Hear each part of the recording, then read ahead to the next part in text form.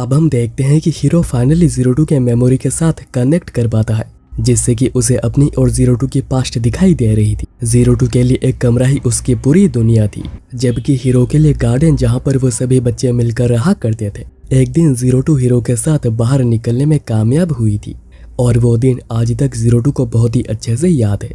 पर उस दिन तक क्या क्या हुआ था उसके बारे में हीरो सब कुछ भूल चुका है। जीरो टू जब छोटी थी और उसे अपना पुराना कुछ भी याद नहीं था। एक लेडी थी जो कि उसे रोज आकर खाना दिया करती थी, पर एक दिन उन्होंने उसे एक पिक्चर बुक दी थी जो कि जीरो टू को बहुत ही ज्यादा पसंद आया था। पर स्टोरी क्या थी उसे कुछ समझ नहीं आता, क्योंकि उसे ये लैंग्वेज आती ही नहीं है। पर उस दिन के बाद वो लेडी और कभी नहीं आई। वहीं पर हीरो, जिसका बस एक ही सवाल था कि वो कौन है, उन्हें गार्डन में तैयार किया जा रहा था ताकि वो पापा और बाकी लोगों को प्रोटेक्ट कर सके। सभी को अलग अलग कोड दिए गए थे और जिसके नंबर्स जितने ज्यादा कम होंगे उसके पोटेंशियल उतनी ही ज्यादा होगी। और 099 तक के बच्चों को स्पेशल ट्रीटमेंट दी जाती है क्योंकि उनकी पोटेंशियल बहुत ही ज्यादा थी। हीरो को बताया गया था कि वो स्पेशल है, दूसरों से बहुत ही अलग है। फिर एक दिन हीरो इचिगो से बात करने आता है जो कि बहुत ही उदास बैठी हुई थी, क्योंकि यहाँ पर सभी बच्चों के इमोशंस खत्म हो गई है। कोई भी यहाँ पर हंस नहीं रहा है, कोई भी यहाँ पर रो नहीं रहा है, पर उसे तो रोना आ रहा है। इसलिए उसे लगता है कि वो लोगों से अलग है, जो कि उसे बिल्कुल अच्छा नहीं लग रहा। हीरो उसे नाम का एग्जाम्पल देकर समझाता है कि अलग होना कोई बुरा नहीं होता है, और वो इचिगो को उसका नाम इचिगो देता है और कहता है कि ये नाम सभी लोगों से अलग है और बस तुम्हारा है। जिसके बाद हीरो ने सभी को ही एक एक नाम दिया था, जो कि उन्होंने एक गेम के तौर पे स्टार्ट किया था। पर जब एडल्ट्स ने इस चीज को देखा, उन्होंने कहा कि तुम लोग अपना अपना अलग नाम क्यों रख रहे हो। पर हीरो पूछता है कि नाम रखने में गलत क्या है, पर इसका कोई भी आंसर उनके पास नहीं था। इसी के साथ बच्चे एक रेगुलर इंटरवल में गायब होते रहते हैं, पर क्यों कोई नहीं बताता। पर हीरो क्योंकि एक स्पेशल सब्जेक्ट था तो उस पर बहुत सारे टेस्ट किए जाते थे, और अगर वो टेस्ट में अच्छा करता था उसे कैंडीज भी मिलती थी। पर उसके जो सवाल थे उसके आंसर उसे कभी नहीं मिले। ऐसे ही एक दिन टेस्ट के बाद उसने पहली बार जीरो टू को देखा, जिस पर डॉक्टर फ्रैंक्स टेस्ट कर रहे होते हैं, और अभी तक जीरो टू से बेहतर स्पेसिमेन उन्हें नहीं मिला था। और वो ह्यूमन फॉर्म में कैसे आई, ये बहुत ही ताज्जुब की बात है। ऊपर से उसके पास फास्ट हीलिंग की भी पावर है। हीरो ने वापस आकर पूछा कि वो सींग वाली लड़की कौन है, पर उसे बताया नहीं गया। पर हीरो बड़ा ही क्यूरियस था, क्योंकि उसने पहली बार किसी बच्चे के सर पे सींग देखे थे। और जब कोई बता नहीं रहा था, हीरो सोचता है कि उसे खुद ही इसके बारे में पता लगाना पड़ेगा। पर यह बिल्कुल भी आसान नहीं था, क्योंकि वो कहीं पर भी छुप कर जा नहीं सकता था। उसे फिर एक कमरे में जीरो टू दिखती है, जो कि पिक्चर बुक अपने से दूर करने नहीं देती। और हीरो उसे देखकर बहुत ही अमेज हुआ था, और किसी वजह से उसे खुशी भी हो रही थी।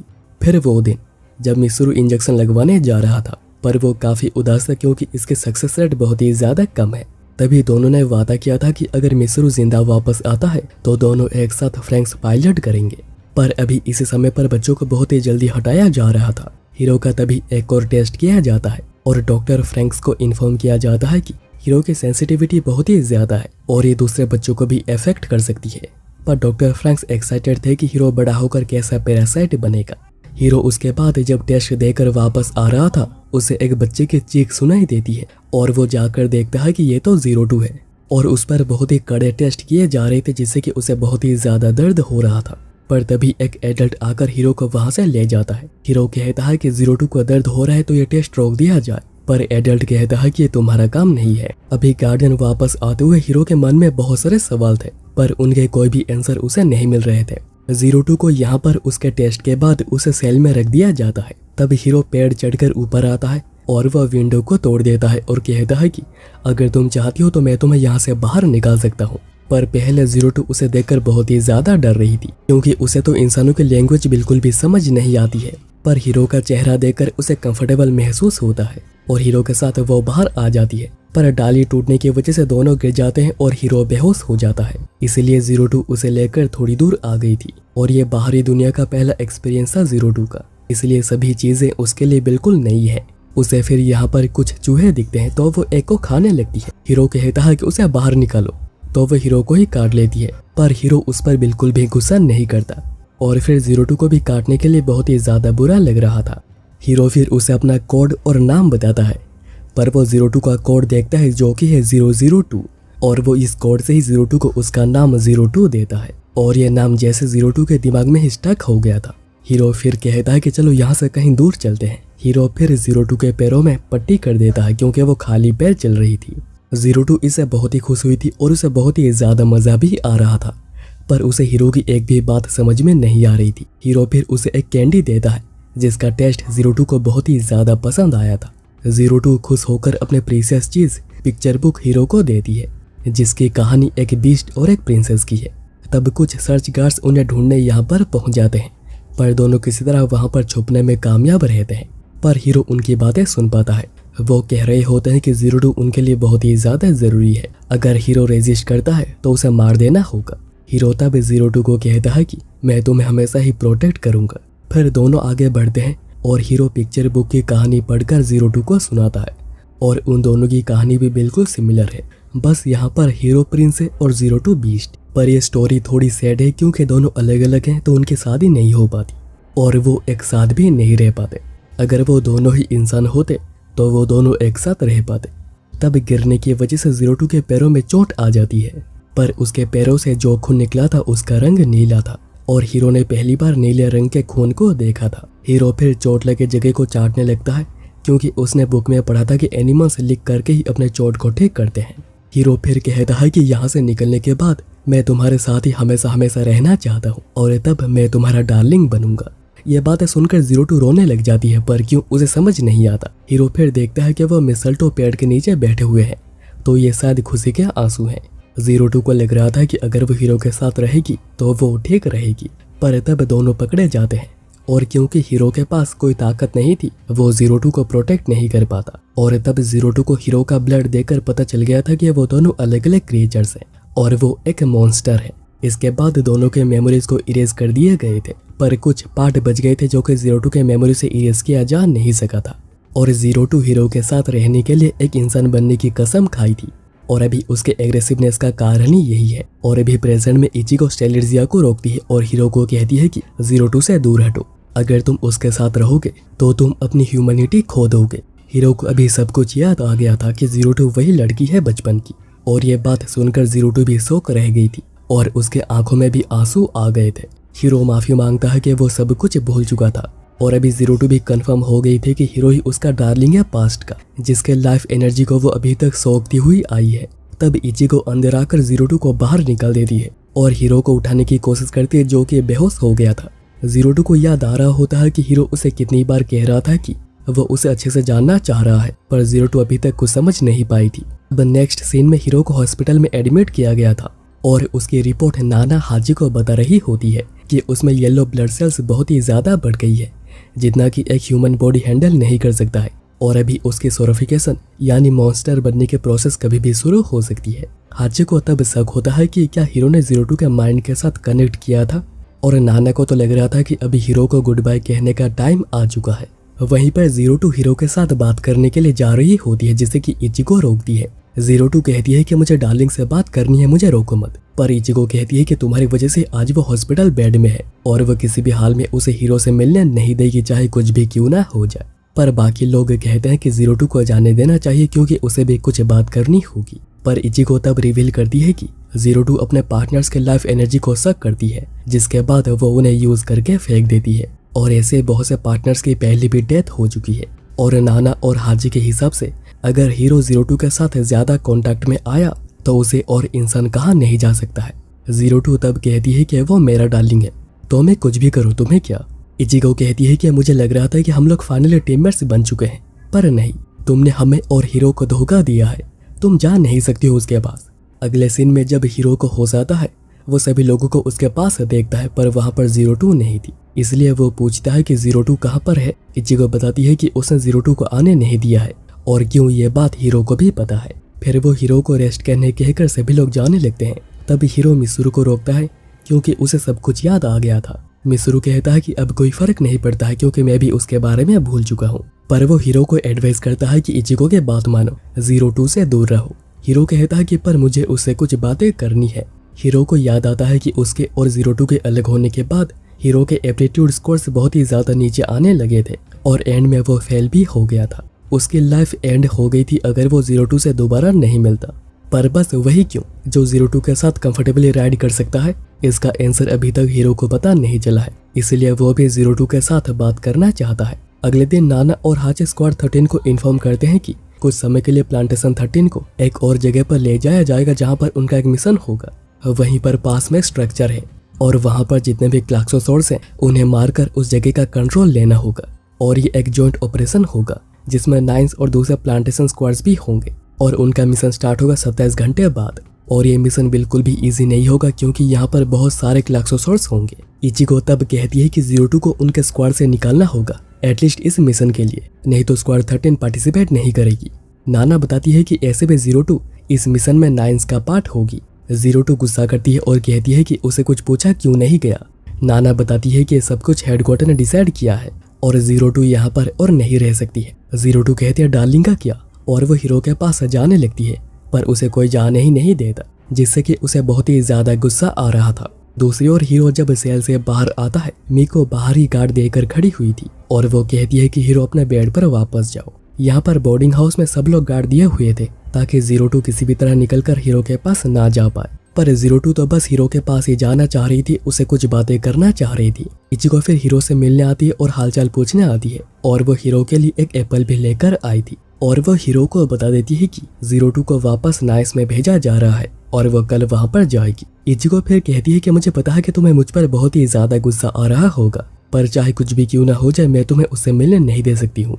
अगर ऐसा हुआ तो तुम नहीं रहोगे और वो सभी एक टीम है और सभी लोगों को उसकी चिंता है। इसलिए वो हीरो से रिक्वेस्ट करती है कि जैसे हीरो यहाँ से निकलकर कहीं जाने की कोशिश बिल्कुल भी ना करे। हीरो उसके बाद इचिको से माफी मांगता है क्योंकि उसकी वजह से सभी लोगों को बहुत ही ज्यादा चिंता हो गई है। इचिको कहती है कि तुम बिल्कुल भी नहीं बदले हो। तब गलती से इचिको के उंगली में कट लग जाती है जिससे कि हीरो पट्टी कर देता है। फिर वो देखता है कि इचिको ने एप्पल से रैबिट बनाने की कोशिश करी थी, पर ये देखकर उसे 02 के सींग याद आ रहे थे। वहीं पर 02 सोच रही थी कि चाहे वो कितनी भी कोशिश क्यों ना कर ले इंसान बनने की, वो कभी बन नहीं सकती है। इसलिए वो बहुत ज्यादा क्लाक्सोसॉर्ड्स को मारकर इंसान बनना चाह रही थी। यहाँ पर अब हीरो कहता है कि वो सोना चाहता है और ये चीजें वो बाद में साफ करवा लेगा।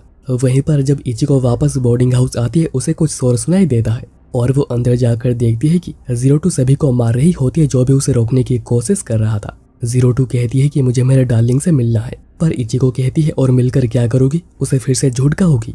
02 कहती है कि नहीं ऐसा नहीं है, वो बस थोड़ा बात करना चाहती है। गोरो भी कहता है कि उसे जाने देना चाहिए और कोकोरो भी, पर गोरो कंडीशन देता है कि वो बात तो कर सकती है पर वो सभी लोग उसी के साथ ही रहेंगे। पर वो जब सभी सेल के अंदर आते हैं वहाँ पर हीरो था ही नहीं, उसने नाइफ का यूज किया था यहाँ से भाग निकलने के लिए। पर इस सब से 02 बहुत ही ज्यादा गुस्सा हो गई थी क्योंकि उसे झूठ कहा गया था। गोरो समझाने की कोशिश करता है कि ऐसा नहीं है पर शायद अभी देर हो चुकी है। दूसरी ओर हीरो बोर्डिंग हाउस आया हुआ था 02 से बातें करने, पर वो जब अंदर आता है उसे अंदर 02 के फ्रस्ट्रेशन दिखती है। इवन उसका दिया हुआ मिरर भी टूटा पड़ा था। फिर वो पूरे बोर्डिंग हाउस की कंडीशन भी देखता है, पर यहाँ पर अभी हॉस्पिटल में 02 सभी लोगों को मार कर डाउन कर चुकी थी और अभी इचिको उसके हाथों में है। वो कह रही होती है कि इंसान बहुत ही ज्यादा कमजोर होते हैं, इसलिए कभी भी मेरे रास्ते में आने की कोशिश मत करना। तब हीरो वहाँ पर आता है जिसे देखकर 02 बहुत ही ज्यादा खुश हुई थी, पर हीरो नहीं। वो कहता है कि आखिर तुमने ऐसा कुछ क्यों किया। 02 कहती है कि तुमने कहा था कि मुझे तुमसे दिल खोलकर बातें करनी चाहिए, पर ये लोग मुझे तुमसे मिलने ही नहीं दे रहे थे, मुझे बस तुमसे बात करनी है। हीरो तब कहता है कि इस मोमेंट पर तुम सच में ही एक मॉन्स्टर हो, तुम इंसान नहीं हो। ये सुनकर 02 पूरी ही शांत हो जाती है क्योंकि वो जिसके लिए इंसान बनना चाह रही थी उसने ही आज ऐसा कुछ कह दिया, पर ये उसके पनिशमेंट थी, उसने जो कांड किए थे उसके लिए। फिर अगले दिन शाम को 02 बोर्डिंग हाउस से चली जाती है, पर वो जब जा रही थी हीरो वापस आ रहा था, पर वो हीरो को बिल्कुल इग्नोर करके चली जाती है। इचिको आकर कहती है कि जो हुआ है अच्छे के लिए हुआ है, पर हीरो तो रो रहा था और वो 02 के पास जाता इचिको उसे रोक लेती है और कहती है कि अगर तुम उसके पास गए तो तुम भी एक मॉन्स्टर बन जाओगे। और इचिको तब उसे किस भी करती है और यहाँ पर नाइस 02 का स्वागत करते हैं और यहाँ पर बहुत से स्टेमन्स भी खड़े हुए हैं जो कि बस 02 के लिए है और वो जितनों को यूज करना चाहती है वो कर सकती है। यहाँ पर बोर्डिंग हाउस में गौरव पीछे से सब कुछ देख लेता है जब इचिको हीरो को प्रपोज करती है और कहती है कि हीरो बचपन से ही उसका सब कुछ है और वो हीरो से प्यार करती है। पर हीरो तभी ऊपर 02 को जाता हुआ देखता है, जो देख वो उदास हो गया था। अब नेक्स्ट सीन में हाची उन्हें मिशन के बारे में जानकारी दे रहा होता है। उन्हें जिस जगह का कंट्रोल लेना है उसका नाम है ग्रैंड क्रीवेस और अभी 4th यूनाइटेड कंपनी अटैक कर रही है और उन्हें कुछ और स्क्वाड्स के साथ मिलकर 6th यूनाइटेड कंपनी होकर अटैक करना है। फिर सभी को बैटल फील्ड का एक लुक दिया जाता है जहाँ पर बस क्लाक्सोसॉर्ड से भरे हुए थे। उनके अलावा कुछ भी दिख नहीं रहा था और वहाँ पर जितने भी फ्रैंक्स फाइट कर रहे थे उनकी हालत भी काफ़ी खराब हो रही थी। हाची बताता है कि ग्रैंड क्रीवेस को टेक ओवर करना पापा का एक बहुत ही बड़ा सपना है और ये बैटल ह्यूमैनिटी का टर्निंग पॉइंट भी हो सकता है। तब हम स्टेलेरिया को सिंगल फॉर्म में देखते हैं क्योंकि वो अपने सारे पार्टनर्स को डिवाउर कर गई है। इसके बारे में पापा और बाकी मेंबर्स और डॉक्टर फ्रैंक से बात कर रहे होते हैं। वो कहते हैं कि रिंग हॉर्नी का कंस्ट्रक्शन बहुत ही स्मूथली जा रहा है और अगर वो ग्रैंड क्रीवेस को टेक ओवर करने में कामयाब रहते हैं तो वो सभी कीड़ों को एक ही बारे में खत्म कर सकते हैं। डॉक्टर फ्रैंक्स तभी वहां से आ जाते हैं क्योंकि वो इस एक्शन को अपने आंखों से होता हुआ देखना चाहते हैं। बैटलफील्ड में क्लाक्सोसॉर से फ्रैंक्स को डोमिनेट कर रहे होते हैं। तब 02 स्क्वाड 26 के एक मेंबर को सेव करती है, पर किसी वजह से हम लोग देखते हैं कि लीडर 90 के बाल पूरे ही सफेद हो गए थे। फिर वहां पर नाइन्स भी पहुंचते अपने फ्रैंक्स के साथ और उनके सभी फ्रैंक्स कस्टम मेड हैं। फिर थोड़ी ही देर में स्क्वाड 13 भी रेडी होकर निकल रही होती है, पर हीरो तो इसमें पार्टिसिपेट नहीं कर सकता है। जाने से पहले इचिको कहती है कि तुम अभी आराम करो और बैटल खत्म होने के बाद मैं तुम्हें फ्रैंक्स को पायलट करना बिल्कुल शुरू से सिखाऊंगी, तो चिंता मत करो। और हीरो उन्हें कहता है कि प्लीज सभी लोग जिंदा वापस आना। फिर वो सभी बैटलफील्ड पहुंच जाते हैं जहां पर कि नाइन्स ऑलरेडी अच्छा काम कर रही थी, पर उनमें एक बहुत ही अजीब चीज है। उनमें से कुछ लड़के पिस्टल बने हुए हैं और कुछ लड़कियां स्टेमन भी बनी हुई है, जैसे कि उनके लिए सब कुछ कोई मायने ही नहीं रखता है। फिर नाइन्स की नजर स्क्वाड 13 पर पड़ती है और 9 बीटा आकर कहता है कि तो ये तुम्हारा फ्रैंक्स इचिको काफी प्यारा है। इचिको फिर पूछती है कि अभी यहाँ का हाल क्या है। 9 बीटा बताता है कि वो यहाँ पर क्लाक्सोसॉर्स को बहुत ही इजीली मार रहे हैं, पर इनका कोई अंत है ही नहीं, इसलिए वो बिल्कुल भी प्रोग्रेस नहीं कर पा रहे और उन्हें ग्रैंड क्रीवेस में एंटर करने के लिए इसे हॉल का यूज करना होगा जहाँ से ये क्लाक्सोसॉर्स बाहर आते जा रहे हैं। इसलिए इचिको क्लोरोफाइटम को कवर देने कहती है और वो तीनों फुल स्पीड से आगे बढ़ते हैं हॉल की तरफ। पर वो हॉल के अंदर जा पाते अचानक ही सभी क्लाक्सोसॉर्स भाग जाते हैं क्योंकि एक बहुत ही बड़ा सुपर लेमन क्लास का क्लाक्सोसॉर्स यहाँ पर आ रहा है जो कि एक बहुत बड़े शिप जैसा दिखता है।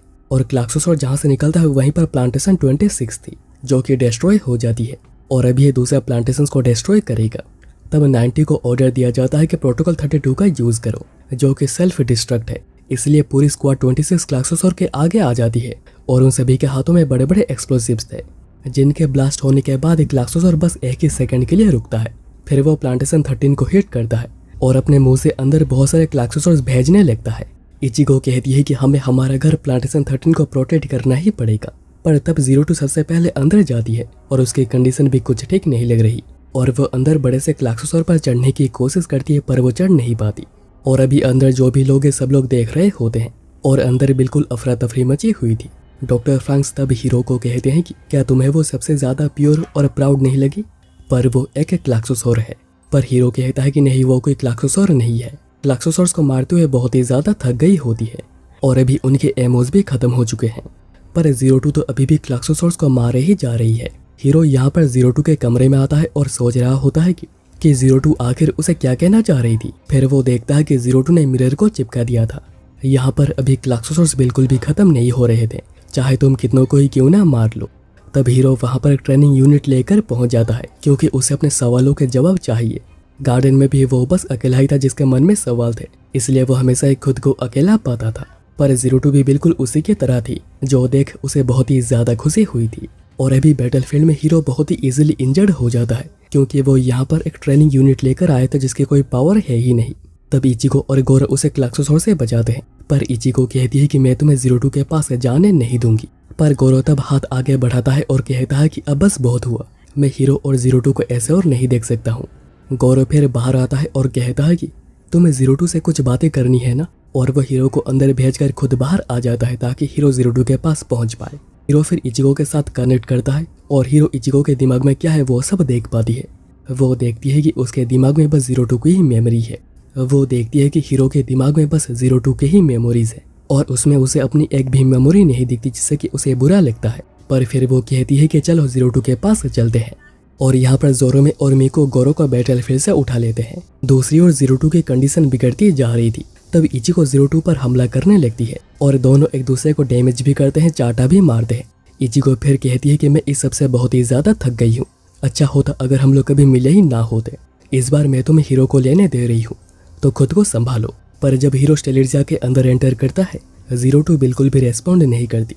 पर यहाँ पर फाइट करते समय जोरोमे और मिकू को एक कोर के अंदर एक ह्यूमनली फिगर दिखता है पर उन्हें कुछ भी समझ नहीं आता। वहीं पर अब एपी प्लांटेशंस को सेल्फ डिस्ट्रक्ट कर रही थी, नहीं तो क्लाक्सोसॉर को रोकना बहुत ही ज्यादा मुश्किल होगा।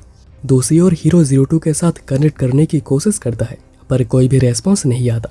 इसलिए हीरो 02 के साथ सबकॉन्शियस से कनेक्ट करने की कोशिश करता है और उसे वो सीन दिखता है जब उनके मेमोरीज को रिमूव किया जा रहा था। और क्योंकि अभी 02 का ब्लड हीरो के अंदर आ चुका है तो वह भी बिल्कुल यूजलेस हो गया है। उसके बाद 02 खुद ही को ही चोट पहुंचाती रहती है और उसे चाटने पर उस हीरो के साथ बिताए पल याद आ रहे थे और वो कंटिन्यूसली यह काम करते जा रही थी ताकि वो ये सब कुछ भूल ना जाए, नहीं तो वो कभी और इंसान नहीं बन पाएगी। हीरो तब 02 के उस पार्ट तक पहुंचता है और कहता है कि मुझे खुशी है कि तुम्हें सब कुछ याद है। तब 02 वापस होश में आती है और हीरो उसे हक करता है, पर 02 कहती है कि क्या तुम्हें मुझसे डर नहीं लग रहा? तुम्हें पता है कि मैंने तुम्हारा यूज किया है और मैंने तुम्हें एक चारा भी कहा था। हीरो कहता है कि मैंने भी तुम्हें एक मॉन्स्टर कहा था, तो हम लोग अभी सेम हो गए हैं और अभी तो हम लोगों की जर्नी शुरू हुई है। मुझे पता है कि ये दुनिया बहुत ही ज्यादा बड़ी है जितना कि हम लोग सोच भी नहीं सकते हैं, तो यहाँ पर एक ऐसी भी जगह होगी जहाँ पर हम लोग एक साथ बहुत ही अच्छे से रह सकेंगे। पहले हम लोग एक साथ नहीं रह पाए थे, पर इस बार हम लोग एक ही साथ मिलकर रहेंगे। और इतना कहने के बाद वो 02 को किस करता है, जिसके बाद दोनों स्टेलेरिया को एक्टिवेट करते हैं और इस बार वो पूरी रेड है। फिर वो दोनों हमला करते हैं और वो एक ही बारी में क्लाक्सोसॉर को मारने में कामयाब रहते हैं। और इस समय पर दोनों एक दूसरे को प्रपोज भी करते हैं और दोनों के लिए इचिगो भी अभी बहुत ही खुश है। फिर वो डॉम को भी डिस्ट्रॉय करते हैं जिसमें कि नाइन्स भी हेल्प करते हैं और ये मिशन यहीं पर पूरा होता है। पापा और बाकी लोग बात कर रहे होते हैं कि ग्रैंड क्रिवेस का रास्ता खुल चुका है और अभी ह्यूमैनिटी का लिबरेशन उन्हीं लोगों के हाथों में है। फिर वो देखते हैं कि क्लाक्सोसॉर में जो बड़ा सा कोर था उसमें और भी बहुत सारे छोटे छोटे कोर्स थे जो कि अब कभी भी ब्लास्ट हो सकते हैं। पर तब जमीन के अंदर से एक बहुत बड़ा हाथ बाहर निकलता है जिसके नीचे यह ब्लास्ट बिल्कुल ही दब जाता है। पर इस प्लांटेशन 13 भी पूरी डिस्ट्रॉय हो चुकी थी, बस उंगलियों के बीच में होने से कुछ जगह बच गए थे और वो सब भी। और इस हमले को देखकर 9 बीटा कहता है कि ये रिएक्शन तो बहुत ही फास्ट था। अब नेक्स्ट सीन में पापा और बाकी लोग बात कर रहे होते हैं कि इस बैटल के बाद पैरासाइट्स की संख्या 40% कम हो गई है। उनके पास ग्रैंड क्रिवेस का कंट्रोल आ चुका है और रिंग हॉर्नी का कंस्ट्रक्शन भी अपने फाइनल फेज पर पहुंच चुका है। फिर वो क्लाक्सोसॉर्स के प्रिंसेस के बाद भी करते हैं जिसको कि उन्होंने फाइनल वार्निंग भेज दी है। अब बोर्डिंग हाउस में बैटल के बाद ये जगह पूरी तहस नहस हो चुकी है। अब 1 महीना हो गया है उन्हें कोई मिशन मिले हुए। अब स्क्वाड 13 को खुद ही सब कुछ संभालना पड़ता है, ऊपर से वाटर सप्लाई सिस्टम भी खराब हो गया है और पहले जो काम केयरटेकर उनके लिए कर दिया करते थे अभी वो काम भी उन्हें ही खुद करना पड़ रहा है। और फूड की सप्लाई भी उनके पास हफ्ते में बस एक ही बार भेजी जाती है और किसी को भी नहीं पता है कि आगे जाकर क्या होगा। उन्हें अलग अलग झील से पानी लाकर उसे फिल्टर करके पीना पड़ रहा है और रोज उन्हें सेम खाना भी खाना पड़ता है जो कि पैक्ड फूड है। पर अभी 02 का रिलेशन सबके साथ बहुत ज्यादा बेहतर हो गया है, पर फुटोजी अभी खाना खाना बहुत कम कर दिया है। कहता है कि वो भी डाइटिंग पर है। दूसरी ओर डॉक्टर फ्रैंक्स नाना और हाची को कह देते हैं कि जैसे वो स्क्वाड 13 के बच्चों के साथ बिल्कुल भी इंटरवेन ना करे, नहीं तो उनका पूरा प्रोजेक्ट खराब हो जाएगा। नाना कहती है कि स्क्वाड 13 ने बहुत अच्छा काम किया है तो उन्हें ऐसे डिस्कार्ड कर देना नहीं चाहिए। तब डॉक्टर फ्रैंक्स कहते हैं कि तुम भी इस चीज से गुजर चुकी हो, पर फिर भी तुम ये सब कुछ कह रही हो। फिर बोर्डिंग हाउस में गौरव एंड हीरो खाना स्टोर कर रहे होते हैं। गौरव बताता है कि फाइटिंग के बिना उसे बहुत ही खाली खाली लग रहा है। यहाँ पर मिसुरु कोकोरो को उसके बाल काट देने को कहता है। मिसुरु इसी बीच बात करता है कि क्या वो हीरो से एक एपोलॉजी चाहता है या फिर उसे माफ करने का एक मौका ढूंढ रहा है। उसे कुछ भी समझ नहीं आ रहा और ये चीज उसका दिमाग परेशान कर रही है, पर उसके अंदर जो गुस्सा था वो खुद को सबसे अलग बनाने में लग गया था और अभी उसके पास कुछ भी नहीं है। कोकोरो फिर मिसुरु के बाल पहले जैसे ही कर देती है और कहती है कि तुम बहुत ही हैंडसम लग रहे हो। फिर वो कहती है कि अगर तुम्हें सारी बातें समझ आ चुकी है तो तुम सब कुछ शुरू से शुरू कर सकते हो। कोकोरो की ये बातें सुनकर मिसुरु को ऐसा लगता है कि जैसे वो कुछ भी कर सकता है, पर कोकोरो तभी अचानक ही उसे किस करती है। वहीं पर हीरो और 02 ऐसे ही टहलते हुए बातें कर रहे होते हैं। 02 फिर साकुरा फ्लावर्स को देखती है। हीरो कहता है कि ये तुम्हारे बालों की तरह बहुत ज्यादा प्यारा है। हीरो फिर पूछता है कि क्या तुम्हें हमारे साथ रहने में प्रॉब्लम हो रही है। 02 कहती है कि बिल्कुल भी नहीं, उसे तो बहुत ही ज्यादा ही मजा आ रहा है, वो तो हमेशा ही ऐसे ही रहना चाहती है। इसके बाद सब मिलकर झील में नहा रहे होते हैं और मिको 02 के बालों में शैम्पू कर रही होती है। और फिर खेल खेल में 02 मिको के कुछ बालों को सफेद देखती है, पर वो अभी के लिए उन्हें इग्नोर कर देती है।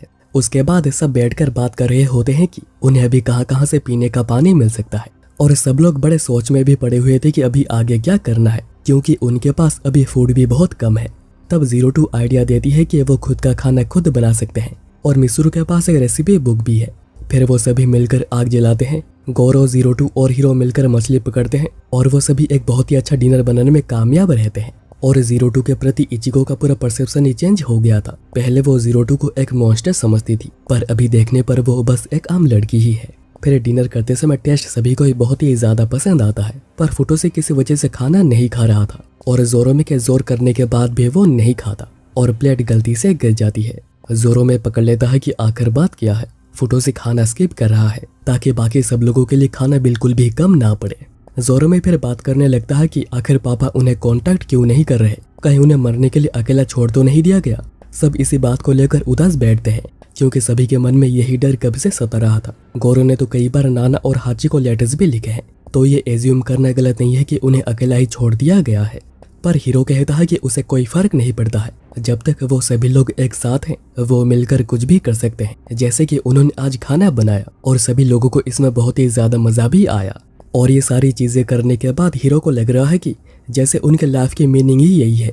उनके जिंदगी में फ्रैंक्स को पायलट करना है, सब कुछ नहीं है। इन बातों से सभी को भरोसा मिलता है कि वो लोग ठीक रहेंगे। उसी रात 02 पिक्चर बुक को ड्रॉ कर रही होती है और उसे सब कुछ बहुत ही अच्छे से याद है। 02 बताती है कि किस तरह हीरो की वजह से वो पहली बार बाहरी दुनिया में आ पाई थी, इंसान क्या होते हैं वो समझ पाई, सबके साथ मिलकर रहना वो सीख पाई। हीरो कहता है कि हम लोग हमेशा ही साथ रहेंगे। अब कुछ महीने बाद मिकू और इकुनो 02 के लिए एक हेडबैंड बनाकर लाए थे। तब नाइन्स बोर्डिंग हाउस आ जाते हैं, जो कि पापा के ऑर्डर की वजह से आए थे, उन्हें देखने की आखिर वो लोग क्या कर रहे हैं। ये बात जानकर उन्हें खुशी होती है कि पापा को उनकी चिंता है।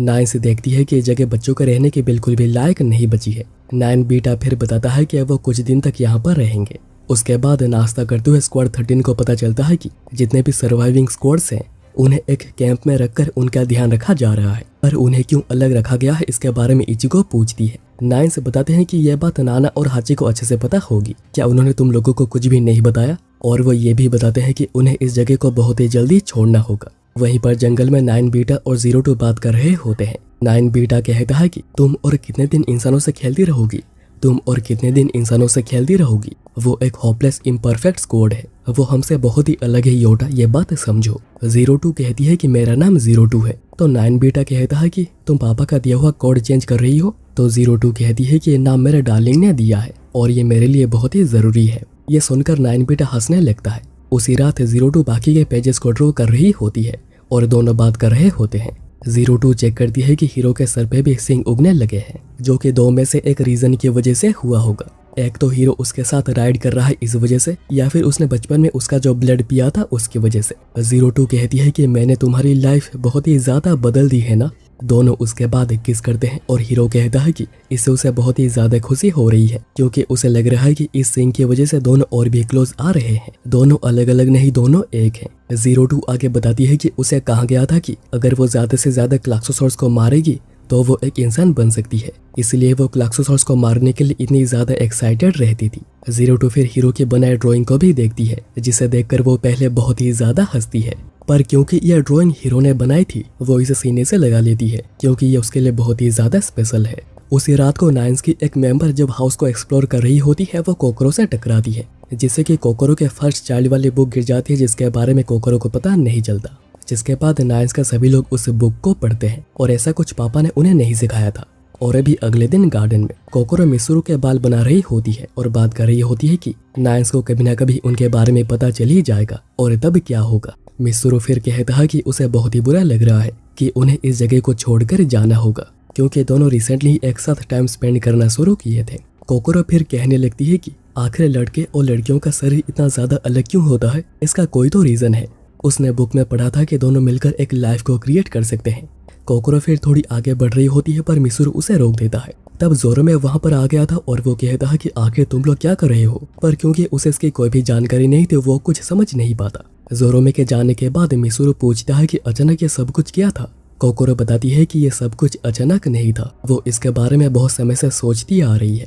उसके बाद मिसुरु जब नहाने आया हुआ था तब हीरो भी वहाँ पर नहाने आता है और फिर दोनों नहाते हुए बातें कर रहे होते हैं। मिसुरु कोकरो की बात करता है कि वो समझ नहीं पा रहा कि आखिर कोकरो क्या सोच रही है। हीरो तब कहता है कि मिसुरु बहुत ही ज्यादा बदल गया है, क्योंकि वो पहले खुद को सबसे अलग रखता था, जिसका रीजन हीरो को पता है कि वही था, क्योंकि उसने प्रॉमिस को तोड़ा था। फिर वो कहता है कि जब तुम किसी को और जानने की कोशिश करते हो, उसे समझने की कोशिश करते हो, तो इसका मतलब होता है कि तुम्हें उससे प्यार है। उसके साथ भी बिल्कुल ऐसा ही हुआ था जब उसने पहली बार 02 के लिए कुछ महसूस करना शुरू किया था। और इन्हीं बातों से मिसूरू कंफर्म हो जाता है कि उसे भी कोकरो से प्यार है। मिसूरू फिर कहता है कि बहुत दिनों बाद तुमसे इतनी सारी बातें करके बहुत ही ज्यादा अच्छा लगा। उसके बाद जब दोनों वापस आते हैं, जोरोमे ने कोकरो और मिसूरू की बात सभी लोगों को बता दी होती है, पर उसने बताई थी ये जानने के लिए कि आखिर ये क्या था। फूटो से तो ये सुनने के बाद बेचारा रो रहा था, कह रहा था कि क्या तुम दोनों ने किस भी करी है। तब नाइन्स वहाँ पर आते हैं फर्स्ट चाइल्ड की बुक लेकर, और वो कोकरो से पूछते हैं कि आखिर ये क्या है, क्योंकि यह तो उनके स्टडी का हिस्सा नहीं था। कोकरो फिर सभी लोगों से माफी मांगती है इस बात को छुपाने के लिए, और वो ये भी कहती है कि वो एक बेबी चाहती है, पर पापा ने तो ये चीज बैन करके रखी है। कोकरो पूछती है कि आखिर ये बुरा क्यों है, क्योंकि सभी इंसान ऐसे ही तो पैदा हुए थे और ऐसे ही लाइफ हजारों सालों से चलती आ रही है, इसलिए ही लड़के और लड़कियां होती है। और कोकरो चाहती है अपने पीछे एक निशान छोड़कर जाना, और इसलिए वो एक न्यू लाइफ को क्रिएट करना चाहती है। 9 बीटा कहता है कि बातें बहुत ही ज्यादा डिस्गस्टिंग है। इंसान जब इवॉल्व होना शुरू हुए, उन्होंने रिप्रोडक्शन को बंद कर दिया था, क्योंकि इसका कोई काम ही नहीं बचा था। इसलिए अब उन्हें सभी लोगों को एक ही जेंडर से आइडेंटिफाई करना होगा। तब इकुनो चलकर उसे एक चाटा मारती इतनी सेंसिटिव बात करने के लिए। 9 बीटा कहता है कि इंसानों ने कब का इमोशन से चलना बंद कर दिया था, क्योंकि इससे तुम बस अपने टारगेट से ही दूर हटते हो। इकुनो को इन बातों से और भी ज्यादा गुस्सा आ रहा होता है, पर इचिको और गोरो उसे रोकते हैं। इतने में वहाँ पर नाना और हाची आ जाते हैं। फिर दोनों कोकरो से अकेले में बात करते हैं।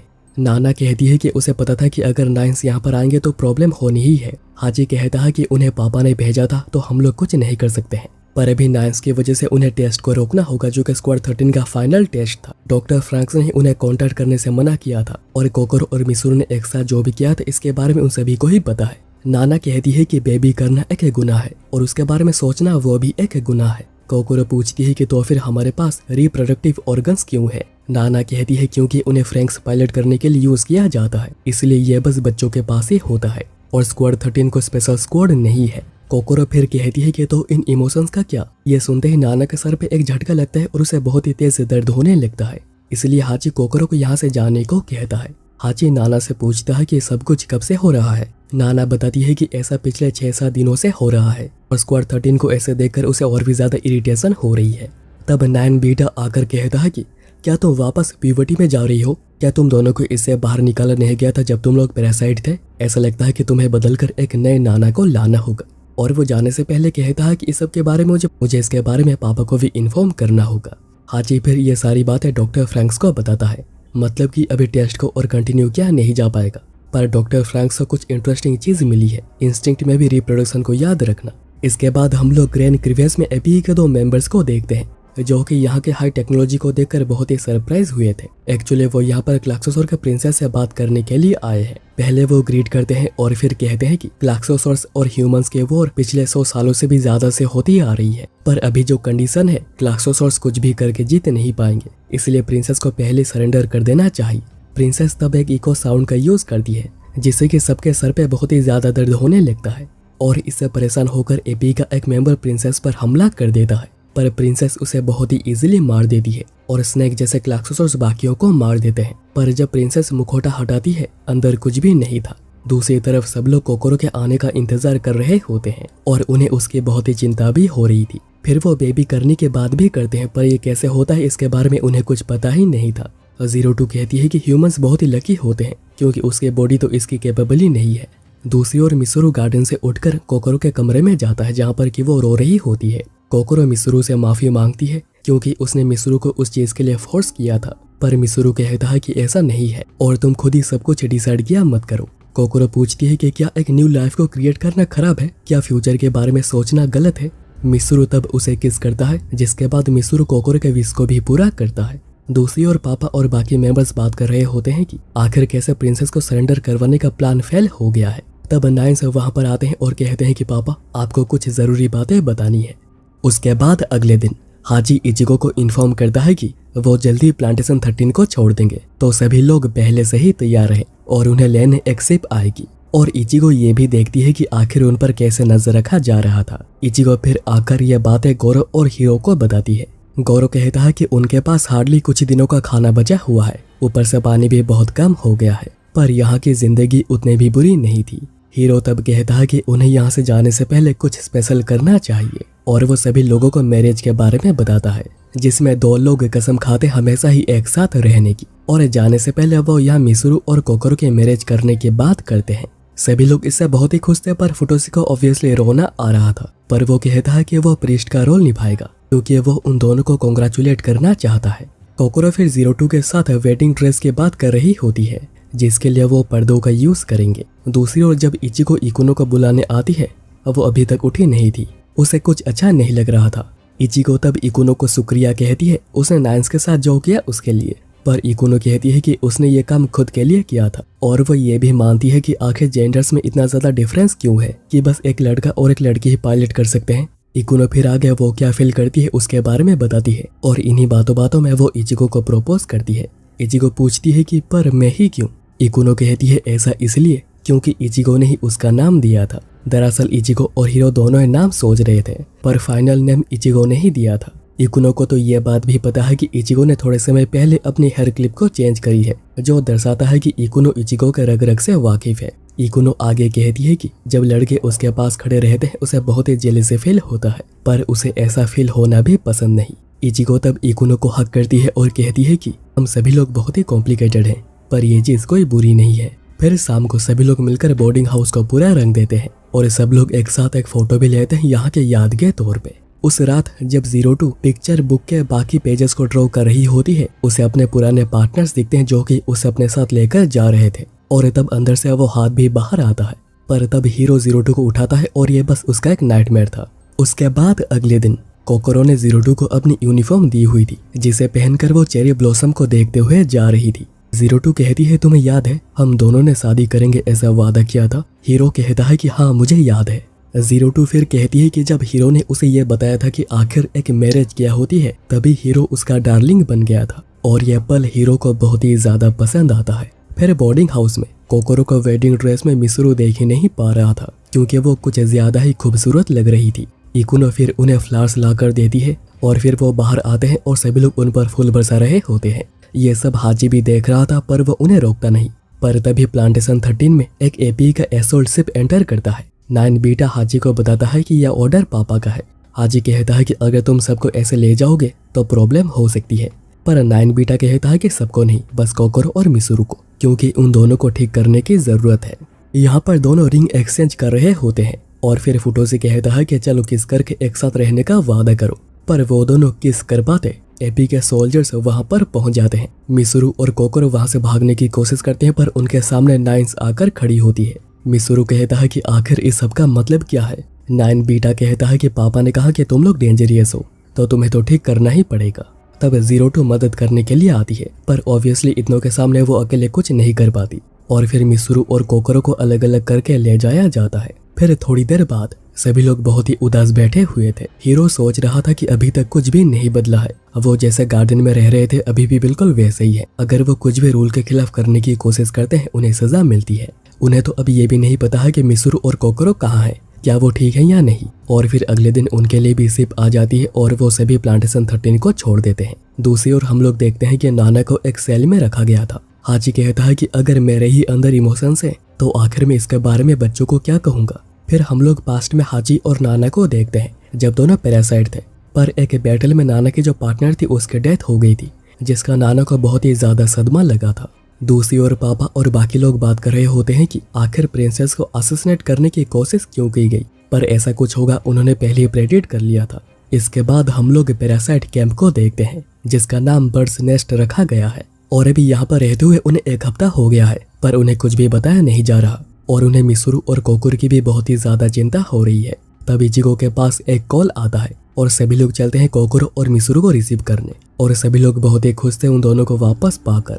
पर अभी एक प्रॉब्लम है, मिसुरु और कोकोरो एक दूसरे के बारे में सब कुछ भूल चुके हैं। वो तो अभी एक दूसरे को पहचानते भी नहीं है, मतलब कि उनके मेमोरीज को डिलीट किया गया है जैसे कि 02 और हीरो के साथ करा गया था। अब अगले सीन में डॉक्टर फ्रैंक्स एपी के सभी मेंबर से बातें कर रहे होते हैं। अब वो कहते हैं कि अगर इस तरह मनमानी की गई तो बच्चे तुम लोगों के बात और नहीं मानेंगे। वो यहाँ मिसुरु और कोकोरो की मेमोरीज को इरेज करने की भी बात कर रहे हैं। पापा तब कहते हैं कि क्या तुम थोड़े समय के लिए बिहेव नहीं कर सकते वर्नर, तुम भी इस प्लान को पूरा होता हुआ देखना चाहती हो, क्यों है ना? और अब कहानी पास्ट में 2025 में शिफ्ट होती है, जब डॉक्टर फ्रैंक्स को एक नए ग्रुप में शिफ्ट किया गया था। और ये ग्रुप थी एपीई, एक साइंटिस्ट का ग्रुप जिनका ओरिजिन या फिर नेशनलिटी कुछ भी पता नहीं था। एपीई ने न्यू माइनिंग टेक्नोलॉजी को इंट्रोड्यूस किया था, जिससे कि माग्मा रिजर्व्स को बहुत ही अच्छे से निकाला जा पा रहा था और ये बहुत एफिशिएंट और लो कॉस्ट था। और इस एनर्जी इवोल्यूशन से ह्यूमैनिटी बहुत ही जल्दी प्रोग्रेस करने लगी। इस टाइम पर एपीई का इन्फ्लुएंस वर्ल्ड पॉलिटिक्स और इकोनॉमी में बहुत ही ज्यादा बढ़ गया था। इसी बीच डॉक्टर फ्रैंक्स की मुलाकात करीना मिल्सा से होती है, जो कि एक टेलोमेर साइंटिस्ट है और उनका काम बेसिकली ह्यूमन सेल्स को लेकर है। डॉक्टर फ्रैंक्स को फिर एपी ने एक बहुत ही बड़ा कॉन्ट्रैक्ट दिया, जो कि डॉक्टर फ्रैंक्स ने भी एक्सपेक्ट नहीं करी थी, पर एपी ने ये उनके टैलेंट को देखकर दिया था, क्योंकि उनका एम था इमोर्टलिटी, जो माग्मा एनर्जी से एक रियलिटी बन सकती है। इसी के ऊपर काम को शुरू कर दिया गया और 2030 आते तक उन्होंने इतना प्रोग्रेस कर लिया था कि अभी एजिंग को रोका जा सकता था। और इसमें डॉक्टर फ्रैंक्स ने एक बहुत ही बड़ी भूमिका निभाई थी। पर डॉक्टर फ्रैंक्स इससे बिल्कुल भी खुश नहीं थे, क्योंकि इमोर्टलिटी के बदले ह्यूमैनिटी को रिप्रोडक्टिव फंक्शंस को बंद करना होगा, जो कि लाइफ का एक बहुत ही जरूरी हिस्सा होता आया है। तो इमोर्टलिटी के बाद क्या वो खुद को एक ह्यूमन भी कह पाएंगे? यह मुश्किल था।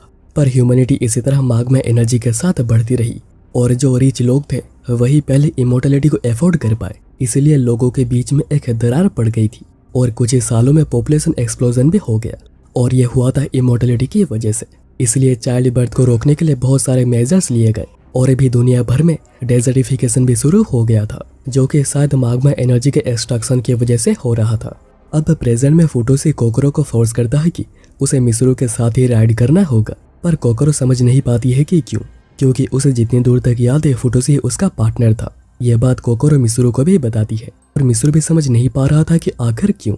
मिसरू कहता है कि वो बार बार कह रहे हैं कि हमारे बीच में पास्ट में कुछ हुआ था, पर अगर तुम मुझे पूछो तो मेरे मन में तुम्हारे लिए कभी भी वो फीलिंग्स नहीं होंगी। और कोकोरो का भी बिल्कुल यही कहना था। और अभी पास्ट में 2036 में इंसानों की इमोर्टलिटी परसेंटेज 70% पार कर चुकी थी और बाकी जो भी लोग बचे हुए थे वो भी 2 सालों के अंदर ही इमोर्टल हो जाएंगे।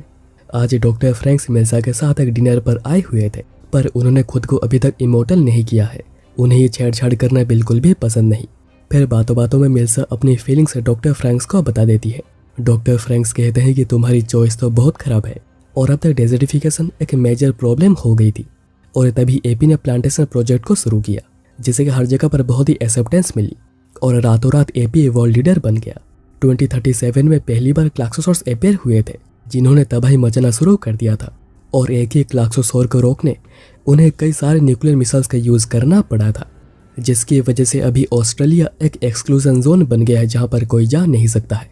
और स्लोली क्लाक्सोसॉर्स हर जगह पर अपेयर होने लग गए, इसलिए प्लांटेशंस को ऐसे ही बनाया गया जैसे कि इन्हें मूव किया जा सके। और ऐसे ही जो शहर पहले से बने हुए थे वो सभी अबैंडन हो गए। डॉक्टर फ्रैंक्स को फिर अंटार्कटिका में पहली बार क्लाक्सोसॉर को देखने का मौका मिला और उन्होंने उन पर कई सारे टेस्ट भी किए और अभी तक उनकी शादी मिल्सा के साथ हो चुकी थी। टेस्ट के दौरान डॉक्टर फ्रैंक्स ने एक चीज नोटिस करी थी कि क्लाक्सोसॉर्स में फीमेल की तरह ही एक्सेस क्रोमोसोम है। और फिर डॉक्टर फ्रैंक्स को ही एंटी क्लाक्सोसॉर वेपन बनाने का लीडर बना दिया गया और उन्हीं रोबोट्स का नाम फ्रैंक्स रखा गया। और पहली बार 2042 में एक फ्रैंक्स प्रोटोटाइप स्टेज पर पहुंची थी और ये भी बहुत से टेस्ट करने के बाद उन्हें यह बात पता चली थी कि इन्हें पायलट करने के लिए रिप्रोडक्टिव ऑर्गन्स का होना जरूरी है। और इन्हीं टेस्टिंग में मिल्सा ने भी हिस्सा लिया था डॉक्टर फ्रैंक्स की मदद करने, पर तकनीकी गड़बड़ी की वजह से मिल्सा की डेथ हो गई। और ऐसे टेस्ट चलते रहे और बहुत से लोगों ने अपनी जान गंवाई। स्ट्रेस को सहने के लिए येलो ब्लड सेल भी डाले गए और मेल और फीमेल के पेयर का यूज किया गया। फिर बच्चों का भी जन्म हुआ जिनका काम बस फ्रैंक्स को पायलट करना था। और वो बड़े लोगों को नाम से नहीं बल्कि प्रेजेंट में सभी लोग बहुत ही उदास मेमोरी को इरेज करवाने के लिए जोरों में कहता है कि शायद पापा के पास इसका कोई रीजन होगा। पर यह बात सुनकर सभी लोग गुस्सा हो जाते हैं। हीरो फिर आकर बताता है कि 02 के कुछ टेस्ट हो रहे हैं और वो ये भी कहता है कि उसने सोचा है कि वो चलकर डायरेक्ट ही पापा से बात करेंगे और कहेंगे जैसे वो कोकोरो और मिसरू के मेमोरीज को वापस कर दे। इसके बाद पास्ट में जब पहली बार फ्रैंक्स को यूज करने के लायक बना दिया गया था, पर तभी एक क्लाक्सोसॉर को मारने के लिए पूरे स्क्वाड को मरना पड़ता था। पर उसमें और भी ज्यादा इंप्रूवमेंट की गई, बहुत से सेक्रीफाइसेस भी हुए और उन्हें फाइनली क्लाक्सोसॉर्स को मारने का एक इफेक्टिव रास्ता मिल गया। और फिर लोग बड़े आराम से प्लांटेशन में रहते रहे और उनकी हिफाजत बच्चे किया करते थे। इसी बीच क्लाक्सोसॉर्स के प्रिंसेस का र्यूमर फैलने लगा और एपी को उसके लोकेशन पता थी, इसलिए डॉक्टर फ्रैंक्स को वहां पर भेजा गया और कहा गया कि अगर वो प्रिंसेस से मिल पाते हैं तो कुछ ऐसा लेकर आए जो कि डीएनए का काम कर सके। फिर वो ग्रैंड क्रिवेस पहुंचे और वहाँ के टेक्नोलॉजी ने उन्हें बहुत ही ज्यादा अमेज किया था। पर प्रिंसेस के पास पहुंचने से पहले ही प्रिंसेस ने सभी लोगों को मरवा दिया, बस डॉक्टर फ्रैंक्स को छोड़कर, और बस उन्हें अकेले ही अंदर आने कहा गया। और तभी पहली बार डॉक्टर फ्रैंक्स प्रिंसेस से मिले थे और इतनी खूबसूरत चीज उन्होंने अपनी लाइफ में पहली बार देखी थी। प्रिंसेस फिर कहती है कि तुम्हारे पाप बहुत ही ज्यादा है, तो तुम्हारे लिए एक इंस्टेंट डेथ बहुत ही कम पेनल्टी होगी। यह कहकर वो डॉक्टर फ्रैंक्स का बायां हाथ काटकर अलग कर देती है। पर इसके बाद भी डॉक्टर फ्रैंक्स बहुत ही खुश हो रहे थे क्योंकि उन्होंने आज बहुत ही कुछ अमेजिंग देखा है। प्रिंसेस ने कहा कि मैं तुम्हें जिंदा इसलिए छोड़ रही हूँ ताकि तुम वापस जाकर बता दो कि मेरे लोगों पर और हाथ ना उठाए। और अभी प्रेजेंट में स्क्वाड 13 पापा से बात करने के लिए आती है मेमोरीज को लेकर। पापा बताते हैं कि उन्होंने मेमोरीज को सेल नहीं करी है, उन्होंने उसे डिलीट कर दिया है, तो उसे वापस किया नहीं जा सकता है। और स्क्वाड 13 को कहा जाता है कि वो जो ये कर रहे हैं ये बहुत ही बड़ा गुनाह है, इसकी उन्हें बहुत ही कड़ी पनिशमेंट मिल सकती थी। और उनके अकॉम्प्लिशमेंट्स को देखते हुए उन्हें ऑर्डर दिया जाता है कि वो भी अपने सेल में वापस जाए। तब फुटोसी उन पर बहुत ही ज्यादा गुस्सा करने लगता है और जोरों में फिर पूछता है कि उन्हें और कितने क्लाक्सोसॉर्स को मारना होगा तब जाकर वो एडल्ट बनेंगे। और एपी का कोई भी मेंबर कोई आंसर नहीं देता। हीरो फिर कहता है कि आप लोगों ने मेरी और 02 की मेमोरी को भी रिमूव किया था, जैसे कि आप लोगों ने मिसरू और कोकोरो के साथ किया है। अब आप हमारे लिए और पापा नहीं रहे हैं। एक बार ये बैटल खत्म हो जाए आपको हमें फ्री करना ही पड़ेगा। और पापा भी इस बात को मान जाते हैं कि जब तक वो नेक्स्ट मिशन में अपनी ड्यूटी निभाते हैं उन्हें फ्री कर दिया जाएगा। वहां से आने के बाद सभी लोग उदास बैठे हुए थे। हीरो यहाँ पर डॉक्टर फ्रैंक्स को बताता है कि अपने 02 के साथ जो किया है मैं आपको कभी माफ नहीं करूंगा। बाहर 02 बैठी हुई थी जिसे हीरो उनका डिसीजन बता देता है। पर तभी हम लोग पास्ट में देखते हैं कि वहां से डॉक्टर फ्रैंक्स ने प्रिंसेस के कुछ बाल लेकर आ गए थे और 02 को उन्होंने इसी बाल का यूज करके क्रिएट किया है। उसके बाद नई नाना आकर उन्हें इन्फॉर्म करती है कि ग्रैंड क्रिवेस अभी उनके कंट्रोल में आ चुका है और वहां पर जो मैसिव वेपन स्टार एंटिटी है वो भी अभी उनके कंट्रोल में है, जिसे कि वो कल स्टार्ट करेंगे। तो उनका काम है क्लाक्सोसॉर्स को स्टार एंटिटी से दूर रखना। मीको तब पूछती है कि नाना कहाँ पर है, तो वो कहती है कि मैं ही तो नाना हूँ, कोड 007। दूसरी ओर एपी के मेंबर्स 02 और हीरो के साथ अकेले में बात कर रहे होते हैं। वो कहते हैं कि स्टेलेरिया को स्टार एंटिटी का कोर बनाया गया है और उसे वहीं पर इम्प्लांट किया जाएगा। और 02 को अभी तक इतने केयर से बड़ा इसलिए किया गया है ताकि वो इस काम को अंजाम दे सके। हीरो कहता है कि अगर तुम स्टार एंटिटी को कंट्रोल करके सभी क्लाक्सोसॉर्स को मार पाते हो, क्या फ्यूचर में हमारे लिए कोई जगह होगी? तब पापा कहते हैं कि बिल्कुल, तब सब कुछ ह्यूमैनिटी का होगा। हीरो भी कहता है कि यही हमारा आखिरी मिशन है, जिसके बाद हम लोग आपके अंडर और नहीं रहेंगे। इसके बाद हाची डॉक्टर फ्रैंक्स को इन्फॉर्म करता है कि ह्यूमैनिटी के जीतने के लिए एक बहुत बड़े स्पीयर को तैयार किया जा रहा है। दूसरी ओर फुटोसी गोरो को बताता है कि कोकोरो और मिसरू ने अपने अपने रिंग्स को भी निकाल दी है। तब कोकोरो को वॉमिटिंग होती है और ऐसा कुछ दिनों से होता आ रहा है और इसलिए सभी लोगों को कोकोरो की बहुत ही चिंता हो रही है। पर इसका रीजन शायद हम लोगों को पता है। पर कोकोरो कहती है कि वो फाइट करेगी पापा के लिए क्योंकि उन्होंने बहुत कुछ किया है उनके लिए। पर मीको कहती है कि ऐसा नहीं है और कोकोरो ही कहा करती थी कि फ्यूचर में एक मार्क छोड़ेगी जो वो इस बैटल के बाद कर सकती है। उसके बाद असेंबली हॉल में एपी सभी बच्चों को उनके मिशन के बारे में बता रहे होते हैं और उन्हें वो बातें करके एनकरेज भी करते हैं। पर असेंबली में स्क्वाड 13 कुछ खुश नहीं लग रही थी, जो कि 9 बीटा देखता है और हॉल से वापस आते समय 9 बीटा कहता है कि तुम लोग आंखों में बहुत ही ज्यादा चुभ रहे हो, तुम लोग बिल्कुल जानवर की तरह हो। तब 02 कहती है कि ये लोग तुमसे बहुत ही ज्यादा ताकतवर है क्योंकि इनके पास फ्यूचर देखने की ताकत है, तो कभी इंसानों को नीचे नजरों से मत देखना। 9 बीटा तब कहता है कि पापा ने तुम्हें इतने केयर से इसलिए बड़ा किया है क्योंकि उन्हें तुम्हारा काम था, तो तुम बस कुछ नहीं एक टूल हो जिसका यूज हो जाने के बाद उसे फेंक दिया जाता है। और वो ये कहकर चले जाते हैं। तब अलर्ट जारी हो जाती है क्योंकि उनकी तरफ बहुत सारे ग्यूटेनबर्ग और सुपर लेहमन क्लास के क्लाक्सोर्स आ रहे थे, इसलिए फ्रैंक्स निकलने लगते हैं जिनमें स्क्वाड 13 भी निकलती है। उसके बाद बैटल स्टार्ट हो जाती है जिसमें स्क्वाड 13 भी हिस्सा ले रही थी और अभी के लिए सभी मिलकर बहुत ही अच्छा कर रहे होते हैं। तब मिसरू पहली बार कोकोरो का नाम लेता है तो उसके सर में एक झटका जैसा लगता है और कोकोरो भी जब मिसरू का नाम लेती है उसके साथ भी बिल्कुल ऐसा ही होता है। दूसरी ओर स्टेलेरिया को स्टार एंटिटी के कोर में ले जाया जा रहा था। हीरो पूछता है कि बैटल खत्म हो जाने के बाद तुम क्या करना चाहती हो? 02 कहती है कि मुझे पूरी दुनिया घूमनी है। तो हीरो पूछता है कि पहले कहाँ पर जाओगे? ओसेन 02 कहती है कि फर्क नहीं पड़ता जब तक तुम मेरे साथ हो। 02 उसके बाद पिक्चर बुक के लास्ट पेज के कुछ बात करना चाह रही थी पर वो नहीं करती। हीरो कहता है कि इस बार का मिशन आसान नहीं होगा, पर हम ऐसी चीजों से पहले भी गुजर चुके हैं और इस बार भी हम लोग इस मिशन को पूरा करेंगे और फिर हम लोग हमेशा ही एक साथ रहेंगे, कोई हमें अलग नहीं कर पाएगा। फिर वो ग्रैंड क्रिवेस के बॉटम में पहुंच जाते हैं और उन्हें बताया जाता है कि स्टार एंटिटी बिल्कुल तैयार है। तब बैटलफील्ड में स्नेक टाइप के क्लाक्सोर्स आ जाते हैं जो स्टेलिट्जिया के पास ही आ रहे होते हैं और इस हड़कंप की वजह से दोनों ही रुके हुए थे, पर उन्हें जाने को कहा जाता है क्योंकि मिशन ज्यादा जरूरी है। इसलिए वो दोनों आगे बढ़ते हैं और उनके जाने के बाद क्लाक्सोर अंदर आ जाता है जिसके साथ प्रिंसेस भी आई हुई थी। उसे देख डॉक्टर फ्रैंक्स कहते हैं कि कोड 001 तुम यहाँ पर आ ही गई। क्या तुम यहाँ पर स्टार एंटिटी को लेने आई हो? पर तुम उसे कंट्रोल कैसे करोगी, क्योंकि तुम्हारे पास तो कोई पार्टनर ही नहीं है। तुम तो लास्ट सर्वाइविंग क्लाक्सोसैपियन हो, इसलिए मैं तुम्हारे साथ राइड करूंगा और यही मेरा कब से सपना है। पर तब प्रिंसेस डॉक्टर फ्रैंक्स को कहती है कि पापी इंसान, मुझे कोई पार्टनर चाहिए ही नहीं, पर जबकि तुमने मुझे एक प्रोवाइड किया है तो मैं उसे ही यूज करूंगी। यहाँ पर हीरो और 02 आगे आकर रुके हुए थे क्योंकि आगे का रास्ता पूरा ही बंद है और वो खुल नहीं रहा, इसलिए वो कांटेक्ट करने की सोचते हैं। पर इतने में प्रिंसेस उन पर हमला कर देती है। फिर वो 02 को बाहर लाती है और कहती है कि एक फेक जिसे इंसानों ने क्रिएट किया है, एक ऐसा डुप्लीकेट जिसे पता ही नहीं है कि उसे इन्वेडर्स यूज कर रहे हैं और तुम हमारे बच्चे को पायलट करने के लायक नहीं हो।